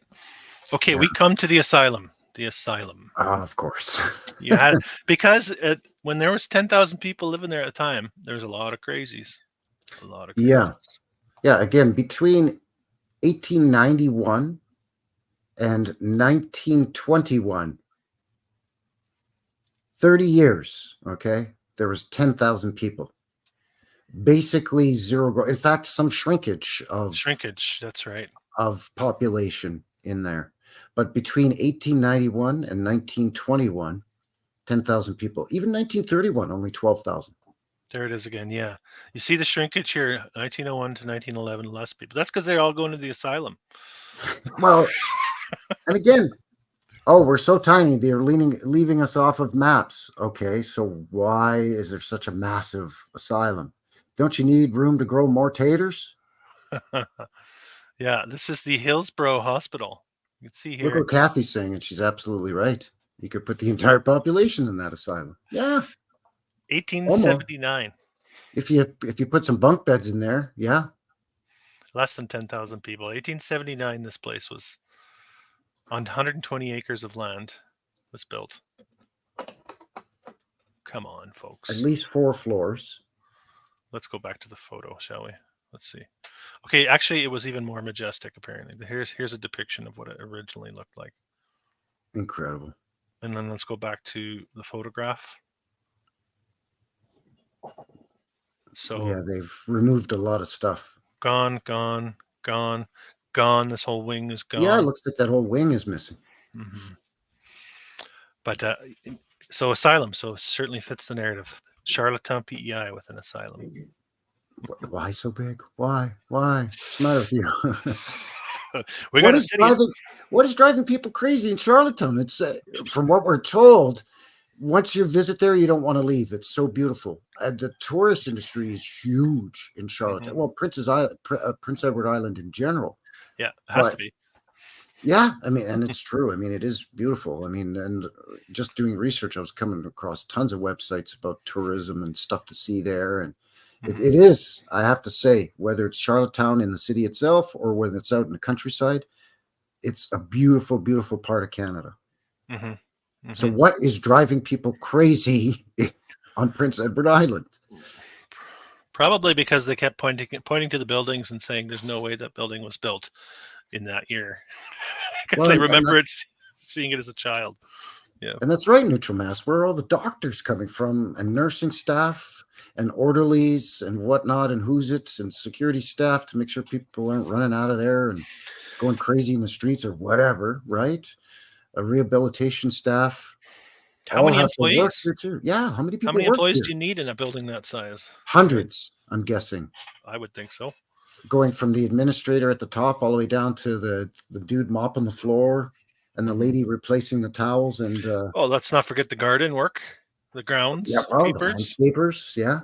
Yeah. I mean, half the bloody city of Charlottetown would work in this place.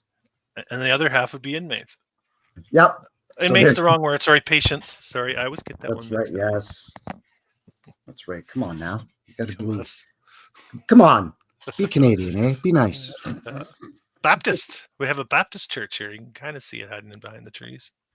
We got to have a Southern Baptist church in Eastern Maritimes of Canada for some reason. Yeah. Gotta. And it's got to be built in such a fashion.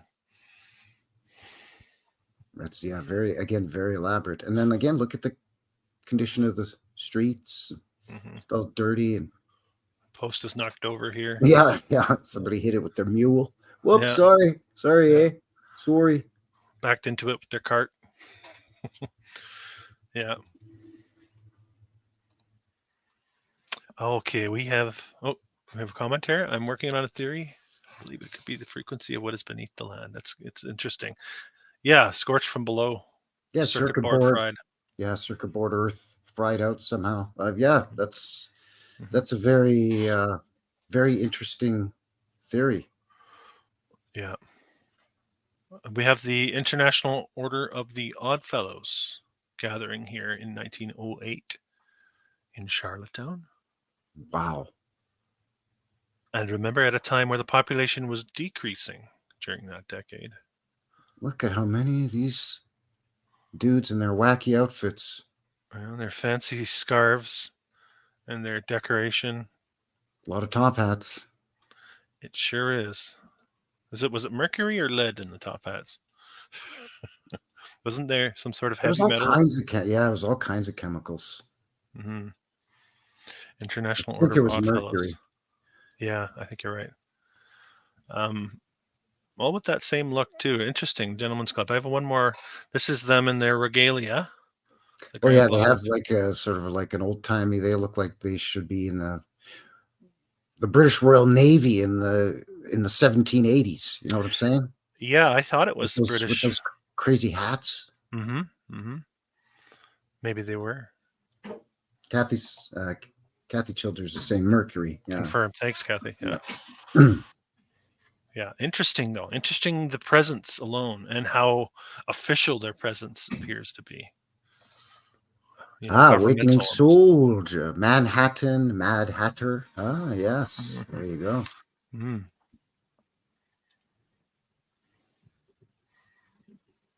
We may have already seen the school. I'll keep moving here. Big. St. James Presbyterian Church, again, scorched. Yes, and we're looking really old. Scorched or not, looking really, really old. Yeah. And there's that detail again. Yeah. Those little turret thingies. And standing the test of time, too. Like, this is a modern photograph, and these things, you'd think there'd be some sort of failure going on in here, maybe, and these things would start to crumble. Structurally unsound, we had to knock them down. Nope. Still there. Yeah. If we built it in the modern day, those wouldn't last. I don't think we have a very good means for that. Or perhaps if this was in a really big city or a boom town city like Calgary or a bigger city in Canada or elsewhere in the realm for that matter, they would have perhaps knocked those off by now, if not the entire building. Yeah. But because it's, Charlottetown isn't that huge, they can keep it around, maybe. Maybe they will now that it's on the. We've put it on the map here with this Knuckleheads broadcast. They're starting to ask questions, eh? We better get rid of those doodads on top of that thing there now, eh, bud? There's the hotel I showed earlier, that the rendering of it. This is why would you sell a postcard that just obscures the building with leaves? Why would that ever be? Yeah, here's a postcard of some trees in front of the building. It's nice ridiculous. Trees. What are those? Birch? I think that's birch. Yeah, they are. I think you're right. It's beautiful. You're We trying to don't get highlight. those out here. We don't get those out here. So it should read Canadian silver birch, Charlotte. Yes. Because who cares what's behind it? Because you can't see it. Right? You guys have officially made me lose my marbles! God bless that kid. Yeah, here's that same scene we saw earlier, or same view almost, with the paved streets now. Right? Yeah, Queen Street, the main high street, the main drag, I guess. What's that big behemoth in the background? We're getting there. In the middle of the photo there. What It's the city hall. We're getting there. Don't you worry. Behemoth. We're getting there. Prince of Wales College. This is looking like an old worlder, I think, with the bricks. Yeah, that's been kind of gussied up a little bit. Yeah. Given the old Victorian tart up. A trim and a shave and all the rest shave of it. and a haircut, 2 bits. That's it. Yeah, take the top hat off this time. Yeah. Yeah, don't just cut around the hat. There's the I think that's the hotel that we just saw in the postcard. So Team Heat. Sorry, I always have to scream out certain names. It's no worries. Like a tick I have. Would you stop apologizing? Sorry. Sorry. Yeah. Okay, St. Dunstan's Cathedral. Let's get to it. Wowee! Come on, man. This is in Charlottetown, right? I should have dug up the year it was built. I didn't. Sorry, guys. It's definitely 1800s. Wow. Yeah, right. Wow. Look at the embellishments and the ornamentation on the top of that thing. Let's just take a nice scander. And all the somatic patterns, not just in the big main window, but in the tops of the flanking windows. Yeah. Oh yeah. Somebody had keen ability to draw, and whoever the glass cutter was for that project was a master. Amazing, eh? Look at all the nodes and bobules and doodads all up there too, man. Were you guys expecting this for such a small city? Look at that. How do you finish this? My God. Just imagine the amount of scaffold that would have surrounded this for such a long period of time. You think somebody would have snapped a photo. But nay. 10,000 people. 10,000 people. How many of that population, what percentage of that population do you think were construction workers? Skilled, and then, your basic construction site laborer. Yeah. Right. 500? 1,000 on the entire island? And a population of 10,000? That's 10%. Maybe in modern days in a boomtown, I don't know. That's a lot of people working on projects, man. What do you think? I wonder if these are marble all coming down the side here. Well, that's the other thing that I love is that you always find great interior shots too, because it's one thing to look at the outside and just be gobsmacked and kind of think like, what the heck in the who, the what now? But then when you see the interior shots, and that's because it's still standing too. It's a modern shot. You see it in all its colorful glory, and you're like, wow, it just makes it more of a head scratcher, Looks like they've covered from here to here. They've definitely covered the original parts up. John Michael Murphy's raising a point that we talk about all the time. Again, Canada, eh? You're going to have, depending where in the country you are, you're going to have 4 to 7 months of winter. Plus, let's say 2 weeks to a month of spring where it's raining and it's muddy. You just can't work on the job site. I absolutely agree. Not hauling heavy stones and steel beams on a horse and wagons. They're going to sink up to your axles in the mud. Yep. I think whatever cataclysms have happened here, the weather systems, everything was altered, I think. Yeah. Yes, and as Marilyn's saying, please welcome to the CANUCKLEHEADS Show, episode 9, looking at old Charlottetown, Prince Edward Island. please give a like, share the stream, subscribe if you're new, and if you are new, welcome. Appreciate you coming by and joining us here. I'm Frankie from New West Reset. And I'm Chris from Old World Exploration. And this is our monthly show, the Knuckleheads. Happy belated New Year out there to everybody, by the way. This is our first show, Knucklehead show of the new year. Now, I got a little more information on this one. St. Dunstan's Cathedral here in Charlottetown. Supposedly, the original was built from 1897 to 1907, that decade where the population declined. Yes, of course, because that makes sense. Okay.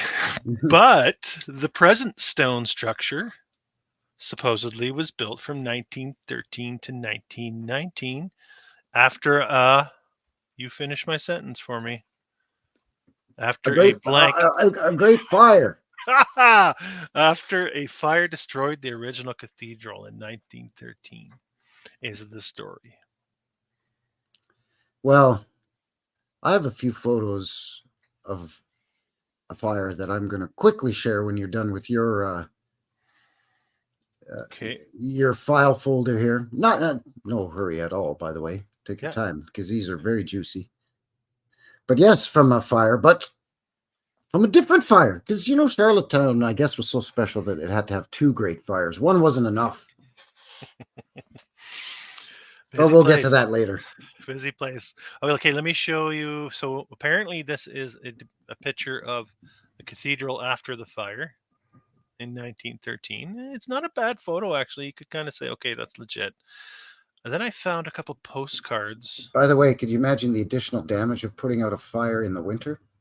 Because you got to use water, eh? You got to use water to put out the fire there, eh, bud? Right. And then what happens? Right. It freezes and it F's up everything even worse.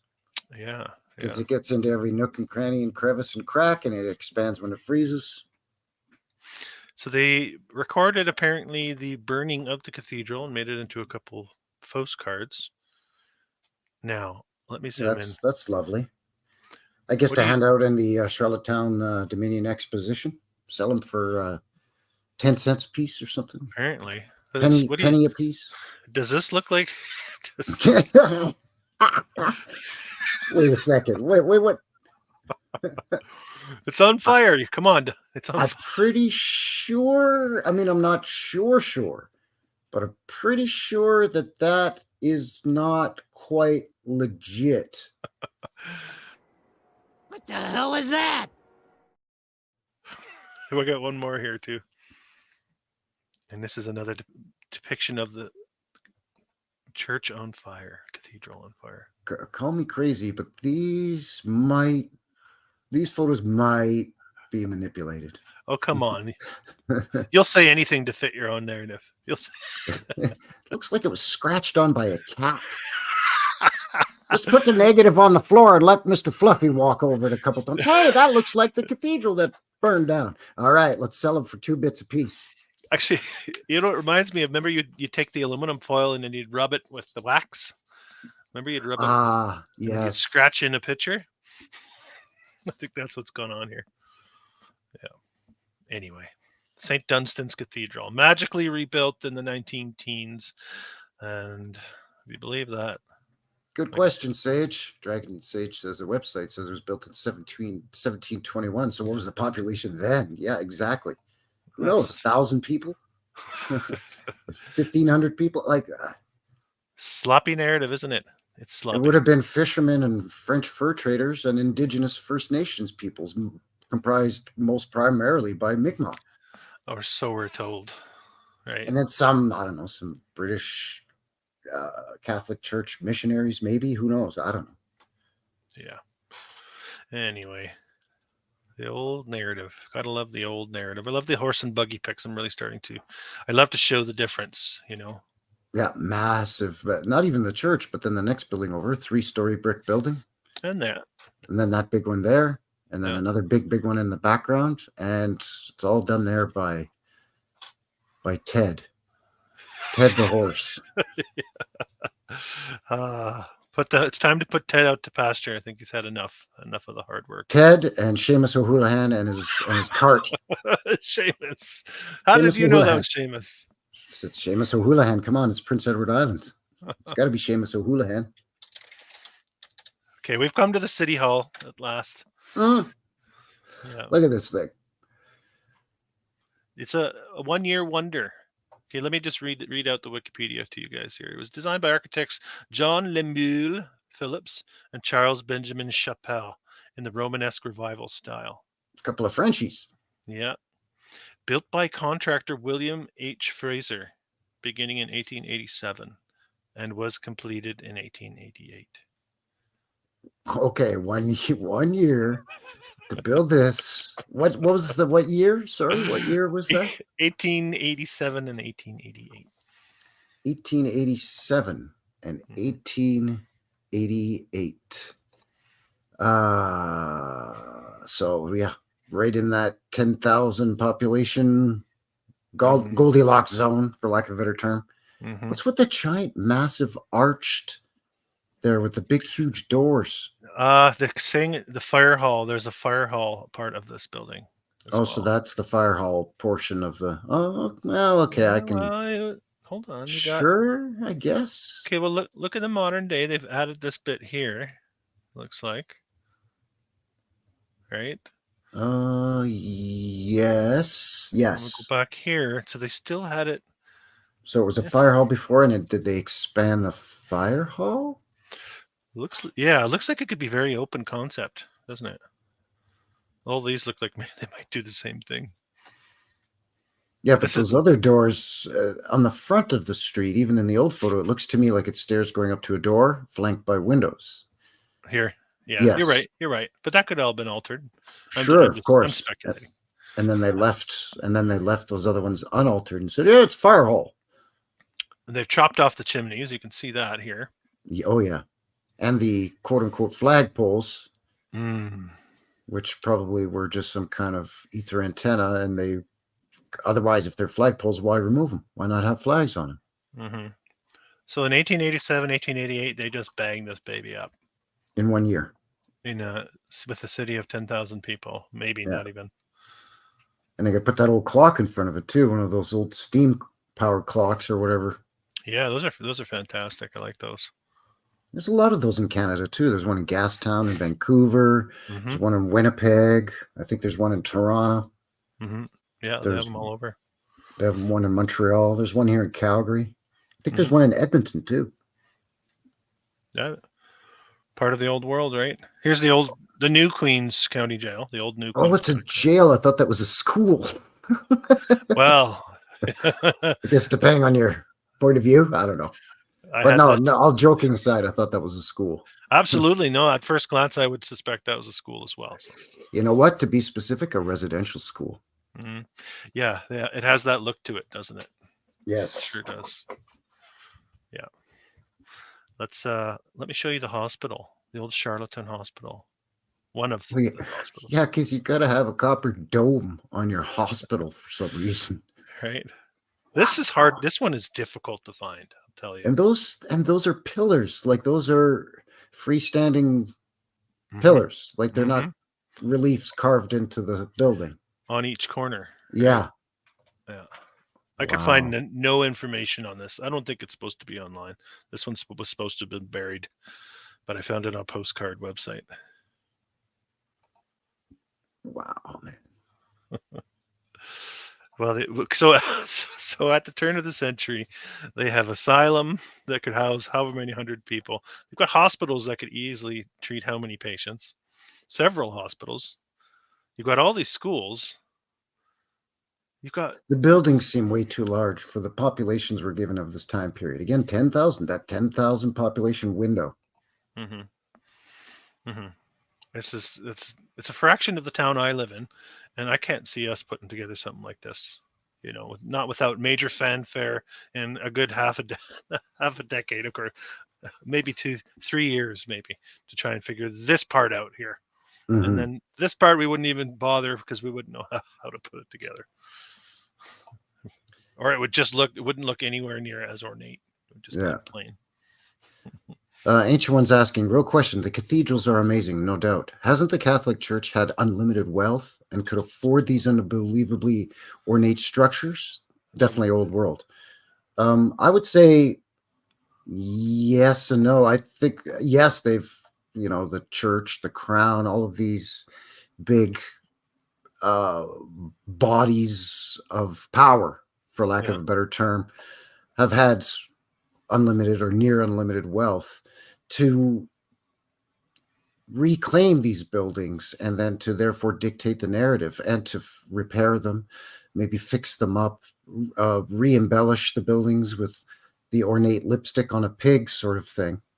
But I know, well, I think I can speak for Chris and myself to say that generally speaking, maybe not all of these buildings, but a lot of the buildings that we feature on our channels and on this show, our joint show, we would speculate would be pre-crown and pre-church coming to the quote-unquote New World here, and that these were built by an ancient civilization that had knowledge of these building techniques. And some of the old tech was part of their knowledge as well. And it was shorted out or fried out or busted out or mud flooded out by some kind of series of catastrophes. Yeah, then was later reclaimed by the church and the crown and different authorities, depending what country, right? And repurposed and re-embellished. But the cheap, ornate versions that don't have the form and function that the old world did with their decorative details, more just form, almost like a mocking of the old world. Yeah, I think these are the guilty parties, the ones that inherited these power structures, the Vaticans, the royal houses, the bankers, all of these are the ones that are dictating the direction of the realm we find ourselves in today.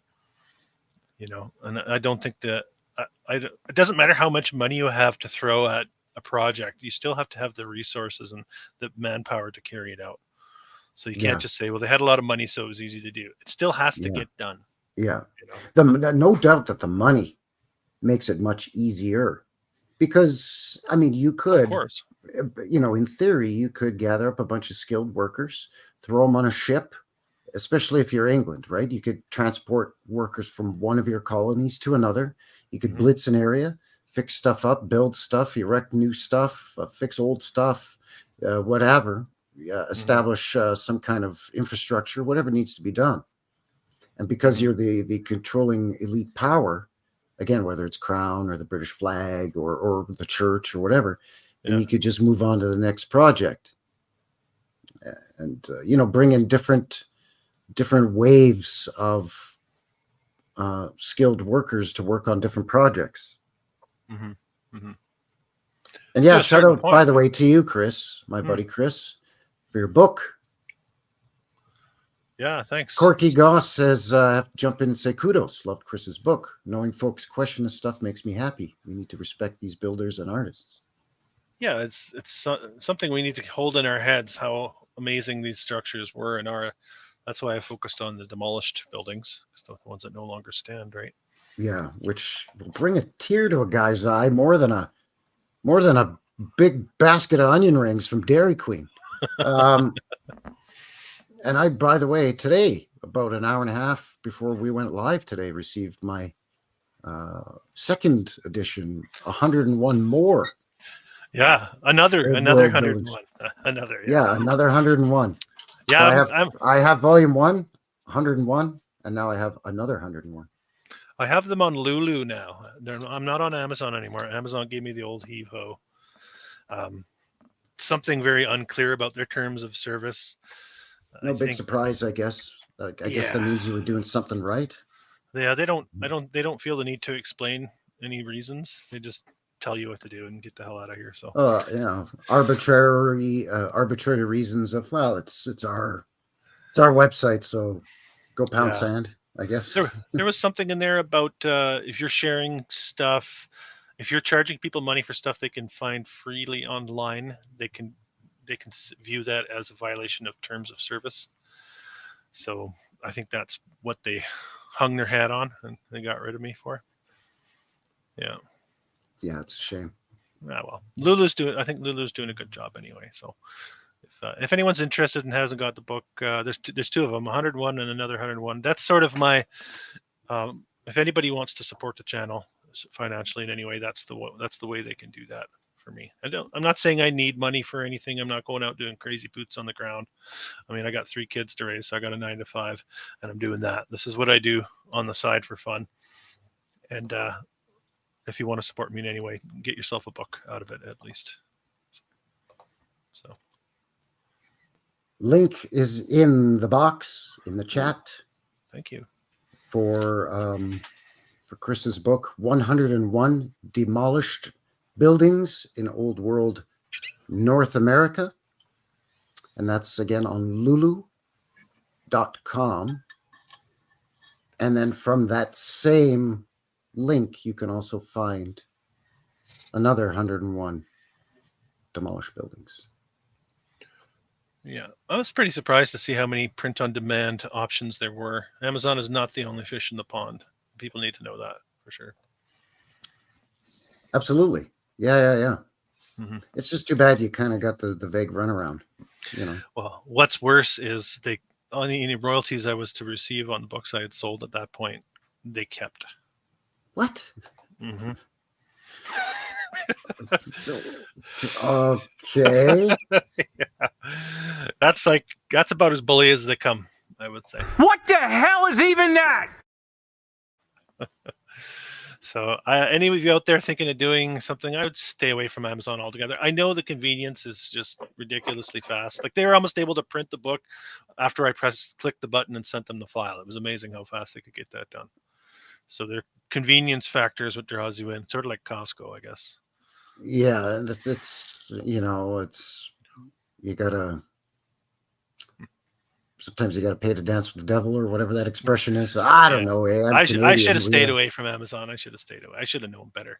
We're Canadian up here, We have crazy different expressions up here, and us knuckleheads up here in the north, Yeah. I'm getting close to the end of the file here, by the way. About a dozen more photos, so I got a few more things to show you guys.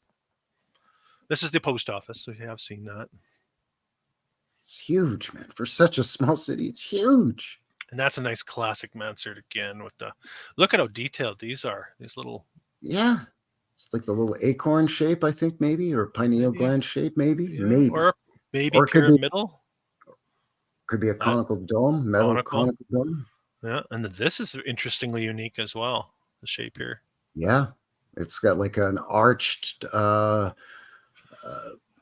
dormer coming out of the roof line on it. Yeah, right here. You're right. Yeah, there. Well done, Frankie. Well done. You're architecture major, are you, at the University of Calgary? That's absolutely incorrect. No. Oh, I love it. Well, you nailed that one anyway. So here's another one of those. Maybe it's the same one. No, I don't think it is. What do you think? That's a different one. What is that? The other one was further in a park, further away from a building. You're right. Again, all I could guess is maybe it's a water fountain, but bird bath? A covered bird bath? Maybe it's just a super. I mean, you gotta do it up Canadian style and have a dome and a cupola on top of your bird bath, bot? Yeah. Keeps the snow off the birds while they're having a bath. I don't know, man. This is the post office again, right? So, who's this fella? Who do you think this guy is? I don't know. He's got a pretty killer mustache, so I'll give him that. He does. Like he must be an odd fellow of some sort. Yeah. Okay, this is the provincial building. We saw it earlier on. Look how dirty it was here. I think this is from the 70s. This picture. Might want to get a pressure washer or sandblaster or something out there. Not a bad idea. Something. And I found this. Even just a bunch of people with buckets of hot sudsy water and some wire brushes. I don't know, something. Get scrubbing. Get a genie man lift and get scrubbing. Right? Forget the scaffolding. Public Works project. I think these are connected underground. These we saw them all in a row. These are the tunnels underneath the provincial house under this place here. Oh, tunnels under a government building. I'm I'm shocked. Are you shocked? Yeah. You didn't see that coming, did you? But not brick, stone.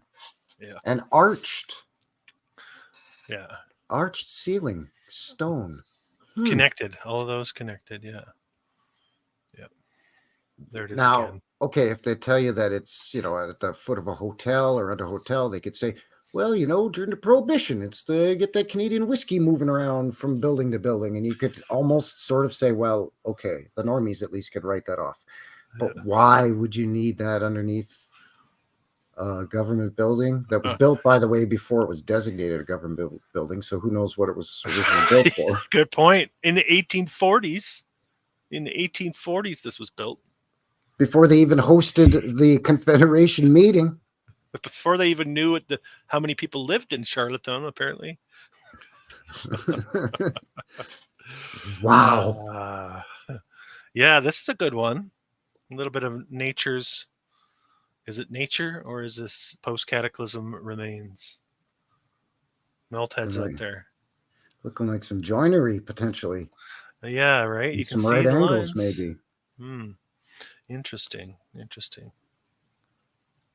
Oh, thank you, Kathy. Kathy just mentioned she just bought my book. So I don't want to come across as a salesman. So I don't want to push it on people, but I certainly appreciate you guys buying the book and your interest, obviously, in the subject for sure.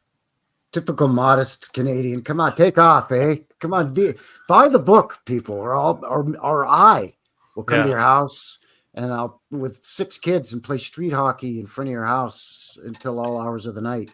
Even when the street lights come on, I'm not going to go home. I'm going to be noisy. Yeah, I'm going to wear my Montreal Canadiens jersey. We'll drop some F-bombs if we have to. Right in front of your house. And you'd be like, there's Frankie again with those kids. I better buy that book. What do you think here? Grout lines between bricks? Possibly. Looks interesting. And an arch there. They'll say it's a cave that the crashing of the sea created. But yes, this has been sitting like this for however many, eroding slowly over 60 million years. And they found a triceratops skull over back here. So we know for sure that it was 60 million years. Yeah, because there was a dinosaur inside it. Yeah, exactly. Oh, man. Largest. Okay, this is a photo from 1866. I didn't want to steal your thunder with your no, fire that's all narrative. Good. Apparently, this photo from 1866. So that's early on, even in the world of photography. I'll leave that part for you. We can. That's a different one than I had, so it's all good. Okay, we saw this from a different angle earlier, so I'm getting close to the end here. Yeah, 3 more photos. Here's another church. Wow, wait, man, look again. The angle and the steep, like the very extremely steep angle of the steeple, and then again those elongated cones, conical domes on top of those. Tapered almost, this one too, right? Yeah, yes. Actually, yeah. Let's get a little closer. And 8-sided, maybe? Octagonal? Now, what kind of religion is this? Sun god. What the heck is that doing? No, that's the great turtle that breaks the earth out of the water on his back. Yeah, maybe it's the great. Maybe the Turtle Island, maybe Turtle Island. Yeah. Could be. That's a big mystery. I think this is supposed to be Presbyterian. I'm not. It's St. James, but I can't remember. It's beautiful. Look how. See, now that's a big door. Even though, again, you got to go up probably 6-7 stairs, but that's a big door. Because look how little the people are. Yeah, I mean, some of them are kids, but there's a person right there. Yeah. So the door stops here. This guy would probably be around here. Yeah. So that could be a 12, 15-foot door with a somatic window above the door. That's pretty cool. Yeah. Beautiful. Amazing. Early photo too. Mm-hmm. But amazing architecture. Amazing. Oh, that wasn't mud flooded at all. I mean, look at the goofy ground on that thing. How it's all undulating. I love the little slits. Basement window. Yeah, come on. Window slits. Get out of here with that. Yeah. This is puffy, like marshmallow. This one feels like marshmallow. St. Paul's Church, and yet another church, not the same as the one we looked at. Looking very similar, but not the same. It's ridiculous. Again, You like that? Thought we wouldn't notice, but we did. That thing looks like it should be another. There's another full floor. Like, okay, even if you want to say, no, there's a basement in there. Okay, I'll give you that. There's a basement under a first floor that's buried. So I would say you got to go down like 12 feet. But remember that layer of red mud we saw way early on in the slideshow? If we do a little bit of science here, I hope you guys can roll along with me as I attempt to Do a little bit of a mental exercise, sure. yeah, a little bit of a measurement here. So let's look at this layer here. Let's just say the mud layer stops here. Yeah. Here's a person. That looks taller than the person, not by much. What would you guess be in feet, let's say? 10. Feet. I would say 10 feet. 10's a good because of perspective, right? The guy is slightly more in the Yes. foreground of the photo. Look at you. You don't But that's perspective, eh? That goes back to the Renaissance there, eh, Bot? let's not get into perspective. That was the shape of the realm and all that. We'll leave that alone.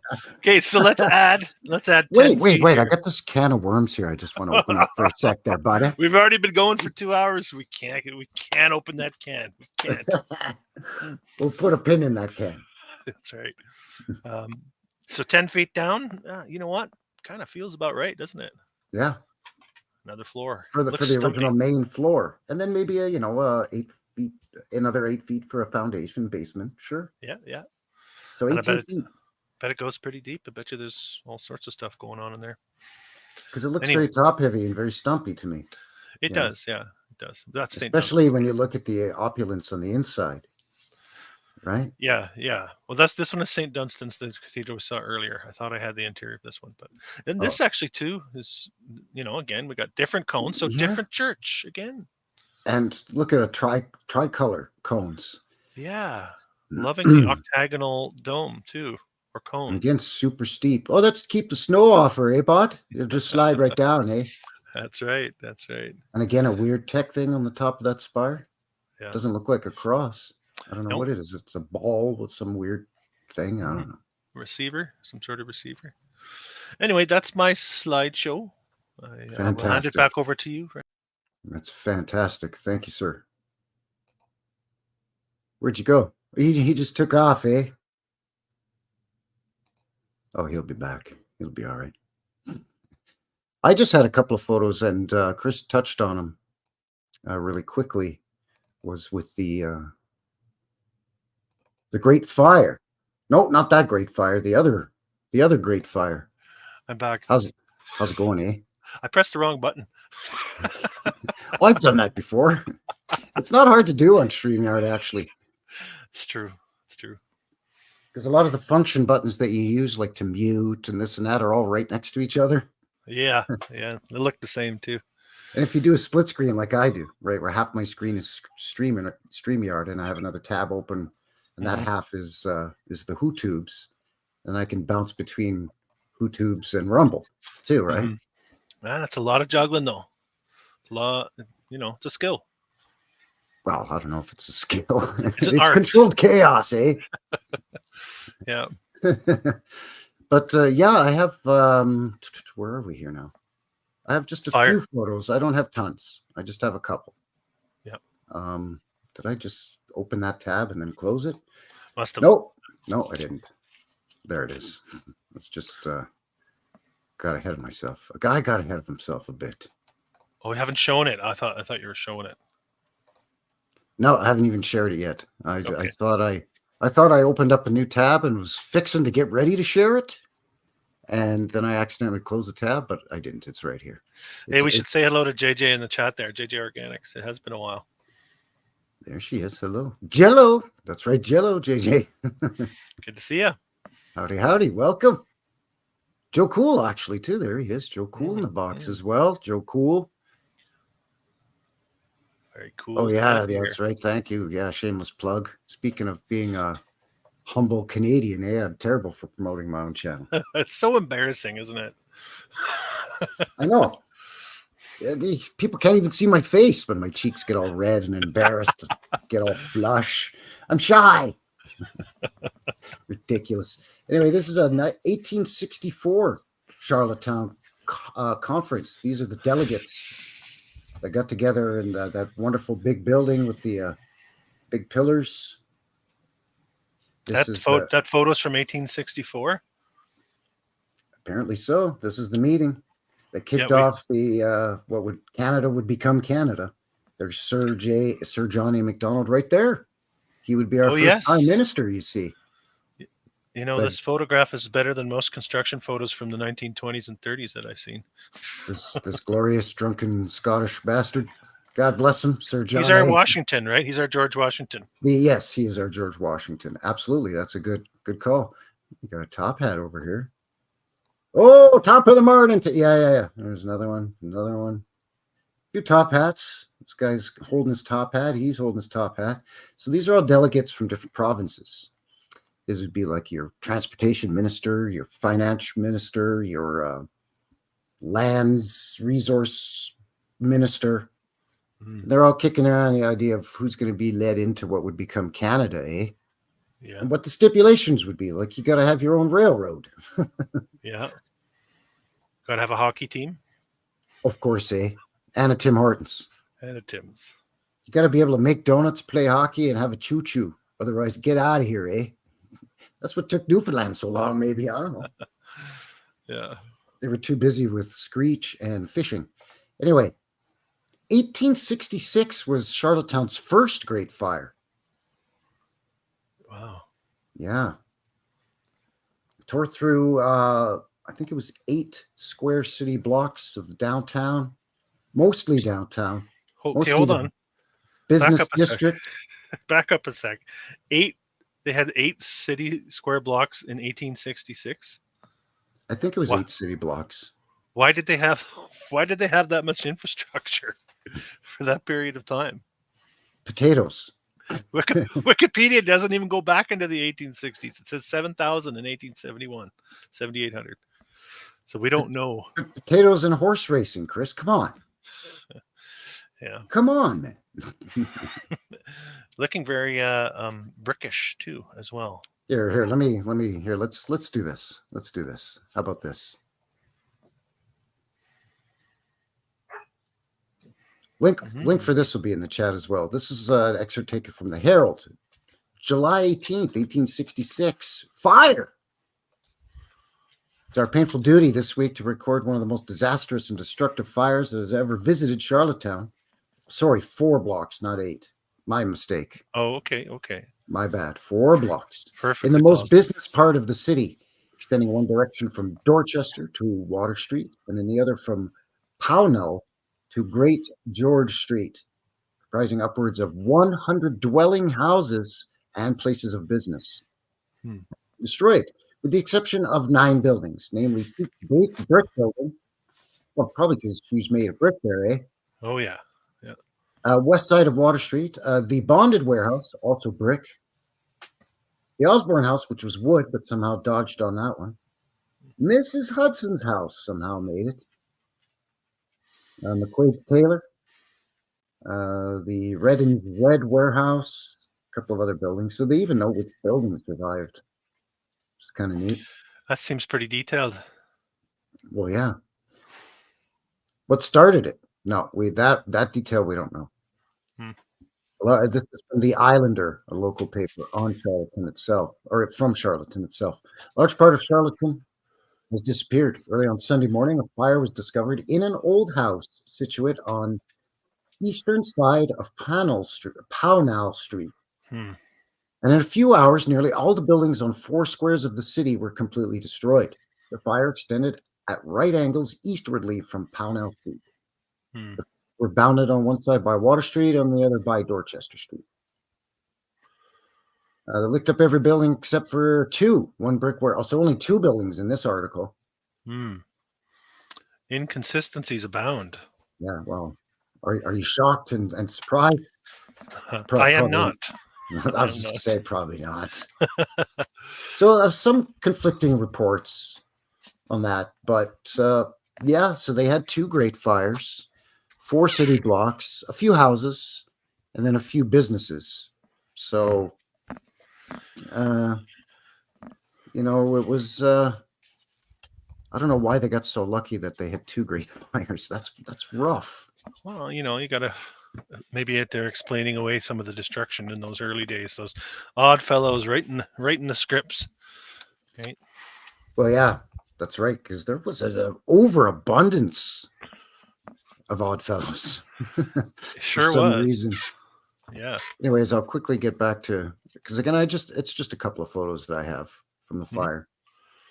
So this is the 1866 fire taken in July 15th of 1866. So really early on photography. Yeah. Oh, there's railroad. That's right, too. I have some train stations on here. Because again, they had their own choo-choo and all the infrastructure that goes along with it. With like this, little small, tiny, modest little train station. Oh, yeah. Yeah. Because several stories. Yeah. Again, Brick with and this stone. very familiar roof line with the dormers and, horse and buggy era. Then, of course, the old-timey racetrack.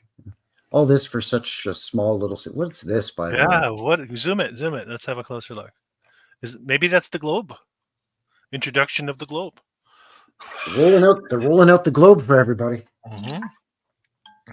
Everybody, guess what? Turns out it looks like this. Or it's a satellite. And everyone's like, huh? Yeah. Maybe it's the Terror Dome, as like with the guys on Harley Davidson's whip around in there. Oh! Like you see in the circus midway. With horses, though. Yeah, well, of course. They take some of these race horses because they're real fast, you see. That's where you get horsepower from. That's right. The horses run loop-de-loops in there? I don't know. Maybe one day we'll get a comment telling us what it actually is. Here's an old cool timetable from the train.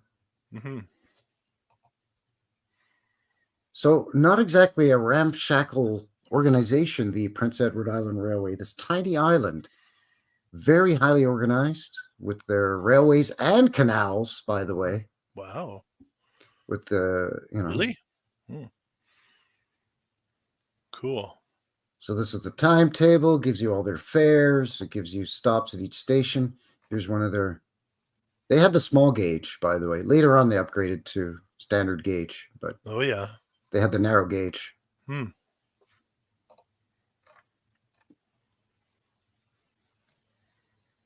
Cool. Yeah. Pretty impressive for a wee tiny island that gets left off the maps. It's just a wee island, the size of a potato, a big potato. That's right. Well, that's where they come from, you see, is the potatoes. And again, remember a while back we were talking about Tragically Hip and the song Road Apples? Yeah. And how the album has a picture of a horse on it? Ah, yes. And I was saying, well, road apples means horse poop. Yes. Okay. So, it's like road apples. You know what the French word for potato is? Pomme de terre. Pomme de terre, yes, which is potato of the earth or ground potato. So you have, apple, road apple, potato, horses, horse tracks. Where are you going with this? You're tying it all together, aren't you? You're putting a bow on it. It's a pretty stretch pretty thin. No, you put a fancy bow on it, I think. It's spread about as thin as wartime marmalade, I'll tell you that. Yeah. Yeah. Jabaroo Joe in the chat, of course. Where's the Minister of Potatoes in that photo with Sir John A? I'm pretty sure, well, there's the agricultural minister, but I'm sure that his speciality was the glorious Prince Edward Island potato. It's very Irish, I'm sure, the Minister of Potatoes. Funny how not a lot of potato booze coming off of the island for some reason. A shine of some sort. Even though they're famous for potatoes, why not vodka? Doesn't vodka come from potato? Yeah, you can make vodka out of potatoes, yeah. Isn't the eastern part of Canada quite well known for being heavily populated by, immigration from different countries, including those that would be vodka-producing nations? Yeah, it's possible. I don't think I have an answer for you. I mean, we see breweries all over the place, and we see distilleries in Montreal and Distilleries. Toronto, and Yeah, you what do we know, have? Seagrams and some of those big ones, in Montreal or in yeah, yeah, yeah, and then we have Molson's and Labatt's and all of that, but nothing, no Russian or Ukrainian immigrants that went to the Maritimes, saw all the potatoes and said, "Wait a second, I think I could make some pretty good hooch here out of this stuff." They didn't have the patience, possibly. Maybe they didn't have the patience. I don't know. I shouldn't say that. That just kind of struck me, it's Yeah. like, well, wait a second, part of the narrative of the new world is, immigration from the old world, and part of the narrative of PEI is taters. So what gives? I don't know. didn't. You know what? I didn't see that in the write-up for Charlottetown. Actually, the population demographics as far as who came there and when. A lot of times you'll say a heavy influx of Irish came in the late 1700s, and then the Eastern Europeans came over, and I didn't see so much of that in the write-up. No, it gives you, in terms of, modern census in 2021. Sure. Yeah. You have like 30% Irish, or 30% Scottish, 27% Irish. See, no big surprise there. 21% English. I guess they mean British English or UK English, right? 12% Canadian, 11% French. You've got 4% German, about 5% Chinese, 4% Indian, 4% Acadian. So 3% Dutch. Not very well represented then with the European continent. More from the British Isles, it sounds like. Yeah, that's right. A little bit from Germany and the Netherlands. And then, of course, Indigenous First Nations, right? Not a massive percentage, but about 2%, which is quite high. But I'm going to hazard a guess that the majority of that would be the Mi'kmaq. Our oldest peoples in Canada. At least that's what I think from my research. Going back about 25,000 years by the mainstream timeline, right? Well, but who's to believe any of that, really? Well, of course, we've got to call it into question. That's pretty much all we have to go with, though, right? So for sure, yeah. Well, you know what? Initially I thought, what, Charlottetown PEI? It's going to be like a 40 minutes tops. We're not going to be able to produce much of a show with that. Boy, was I wrong. Well, when I was looking into stuff for my segments, I knew that there was certain narratives, potato for one thing, right? So when I was looking into interesting facts about Prince Edward Island or Charlottetown or both, but sifting out the potato stuff, I got surprised like hell. Yeah. With the whole racetrack thing. Racetrack thing is weird. Yeah. And the horse cookies. Sorry, Dragon Sage horse cookies. The racetrack thing, the independent railroad thing, hosting all kinds of meetings to do with Confederation, but not joining the Confederation for like another decade afterwards. Provincial House built, 30 years before it became a province? Yep. Yeah, just weird stuff like that, man. With underground tunnels. Yeah. A railroad, but no streetcar trolleys. Very, very being left off of maps. Yeah. Just very, very unusual and very, very interesting. So, I learned a lot. This was a fun one. It was, yeah. It's like one of our best episodes ever, eh? Ever. So what do you think we should look at next? I know you're talking about, you had a couple of suggestions kind of thrown at you from some viewers of the show. If there's anyone out there that wants to chuck a Canadian location in the chat, let's try that first, maybe. And that, of course, again, that's not to say that we have anything against our favorite neighbors to the south, our American buddies, or for that matter, anybody over in the UK or Europe or Asia or anywhere else in the realm. No, it's just we're a couple of Canucks, and the Knucklehead show is just a distinctly Canadian. Yes, it's Canadian content, eh? We have Canadian laws in content. Canada. You got to have do. a certain percentage of your And the content. CBC here, the Knucklehead Broadcasting Corporation, adheres to the law.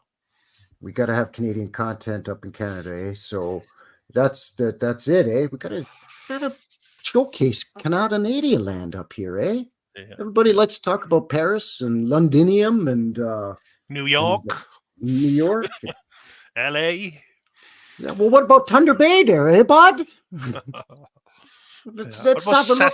Saskatoon? What about Let's look at Saskatoon? Moose Jaw there, eh, buddy? Mhm. Let's look at Red Deer. All these Medicine crazy Hat. names. How about Petawawa? You know, distinctly Canadian names. Pancake Bay there, eh, bud? Athabasca. There's I'm not even playing around with you good people. There's actually a place in Canada called Pancake Bay. Is it flat or is it slightly curved? Whatever Neil deGrasse Tyson says it is. There, what did can of worms? Sorry, that was my mistake. I said, hold up, wait a minute, something ain't right. All right, we should wrap it up probably. Yeah, but yeah, absolutely. If you have any suggestions for places that you think are wacky or weird or very old world meaning in Canada that we should have a look at, definitely let us know in the chat.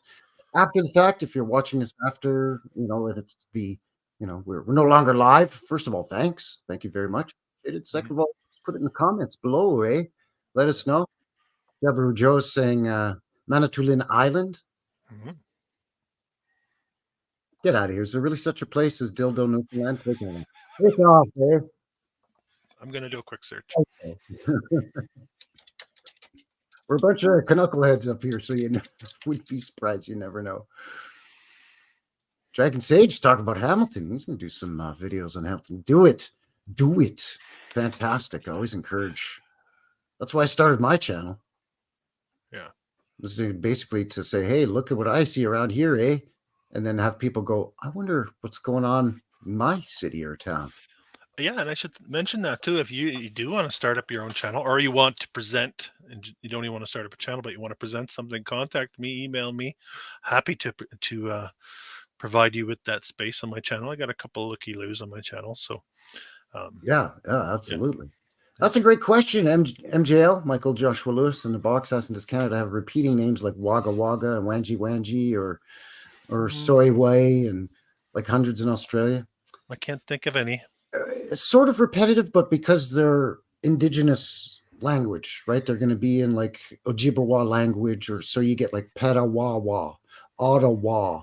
You get a lot of that sort of thing. Yeah. Or you get like Manitou, Manitoba. You get a lot of that sort of thing too. I always like Chicoutimi. Yeah, Chicoutimi. Yeah. You get Shawinigan. Yeah, Shawinigan. Yeah, a lot of places named. The language is based. It's either going to be Ojibwa, or it's going to be Sioux, or it's going to be Huron, or depending on where that area is, and depending on what nation of our indigenous First Nations. Because each had their own individual culture and language and way of dressing and way of living and distinct languages. So yeah, you're going to get sh in some places, and you're going to get wah in other places. And then lots of French thrown in there, of course, being Canada. And then, of course, a lot of UK thrown in there. You were saying earlier that one of your viewers had suggested a place. Sorry, what was it again? Cambridge, Ontario. Yes, Cambridge, Ontario. I'm all for it. Yeah. Yeah, when you mentioned that before we went live, I perked up a bit because I'm not that familiar with Cambridge, Ontario. Well, let's do it. But I know that isn't it similar to Cambridge in England in the sense that it's a university? Like there's a Canadian Cambridge University, isn't there? I guess we'll have to find out. Well, you know what? Yeah, we'll have to do the digging. We'll have to. I can't say for sure right now. So I think, that's right. Ontario has Wawa. That's right. Yeah, there's a lot of that stuff. General Canuck craziness going on up here in Canadian land, eh? And with that, I think that's going to do it. What do you think, bud? Sounds good to me. It's been a blast. Yes, as always, a lot of fun. So yes, thank you. Thank you to everybody. Thanks to everybody in the chat. Thank you to everybody who was tuning in and watching on Chris's channel, Old World Exploration. Links in the description, by the way. And thank you to everybody watching on my channel, New West Reset. Links down below as well. I'm going to post live stream, put the link in for Chris's book as well, so you can go and show him some support that way. And you can show both of us support by liking, subscribing. And again, emails and everything where you can contact us for if you want to chat or if you want some more info about how to reach Chris or myself for the show. And if you want to send us ideas. Because we can take all the help we can get up here, eh? And we're nice guys. We're open. We're nice guys. Well, yeah, we're Canadian. It's our default setting. It's our default factory setting. It's a factory default setting. Yeah. Right. It we're so sweet. It's because of all that maple syrup and donut, eh? Double doubles from Timmy's. All right. So there you go. So thanks a lot, everybody. Take care. Appreciate it as always. And that's going to do it here for Knuckleheads, episode 9, Old Charlottetown. So appreciate everyone. And thanks again, Chris. Always great chatting with you. And we'll see everybody next month for another episode 10 already, believe it or not. So yeah, thanks everyone. Take care. Take off, you hosers. I think that was like our best show ever.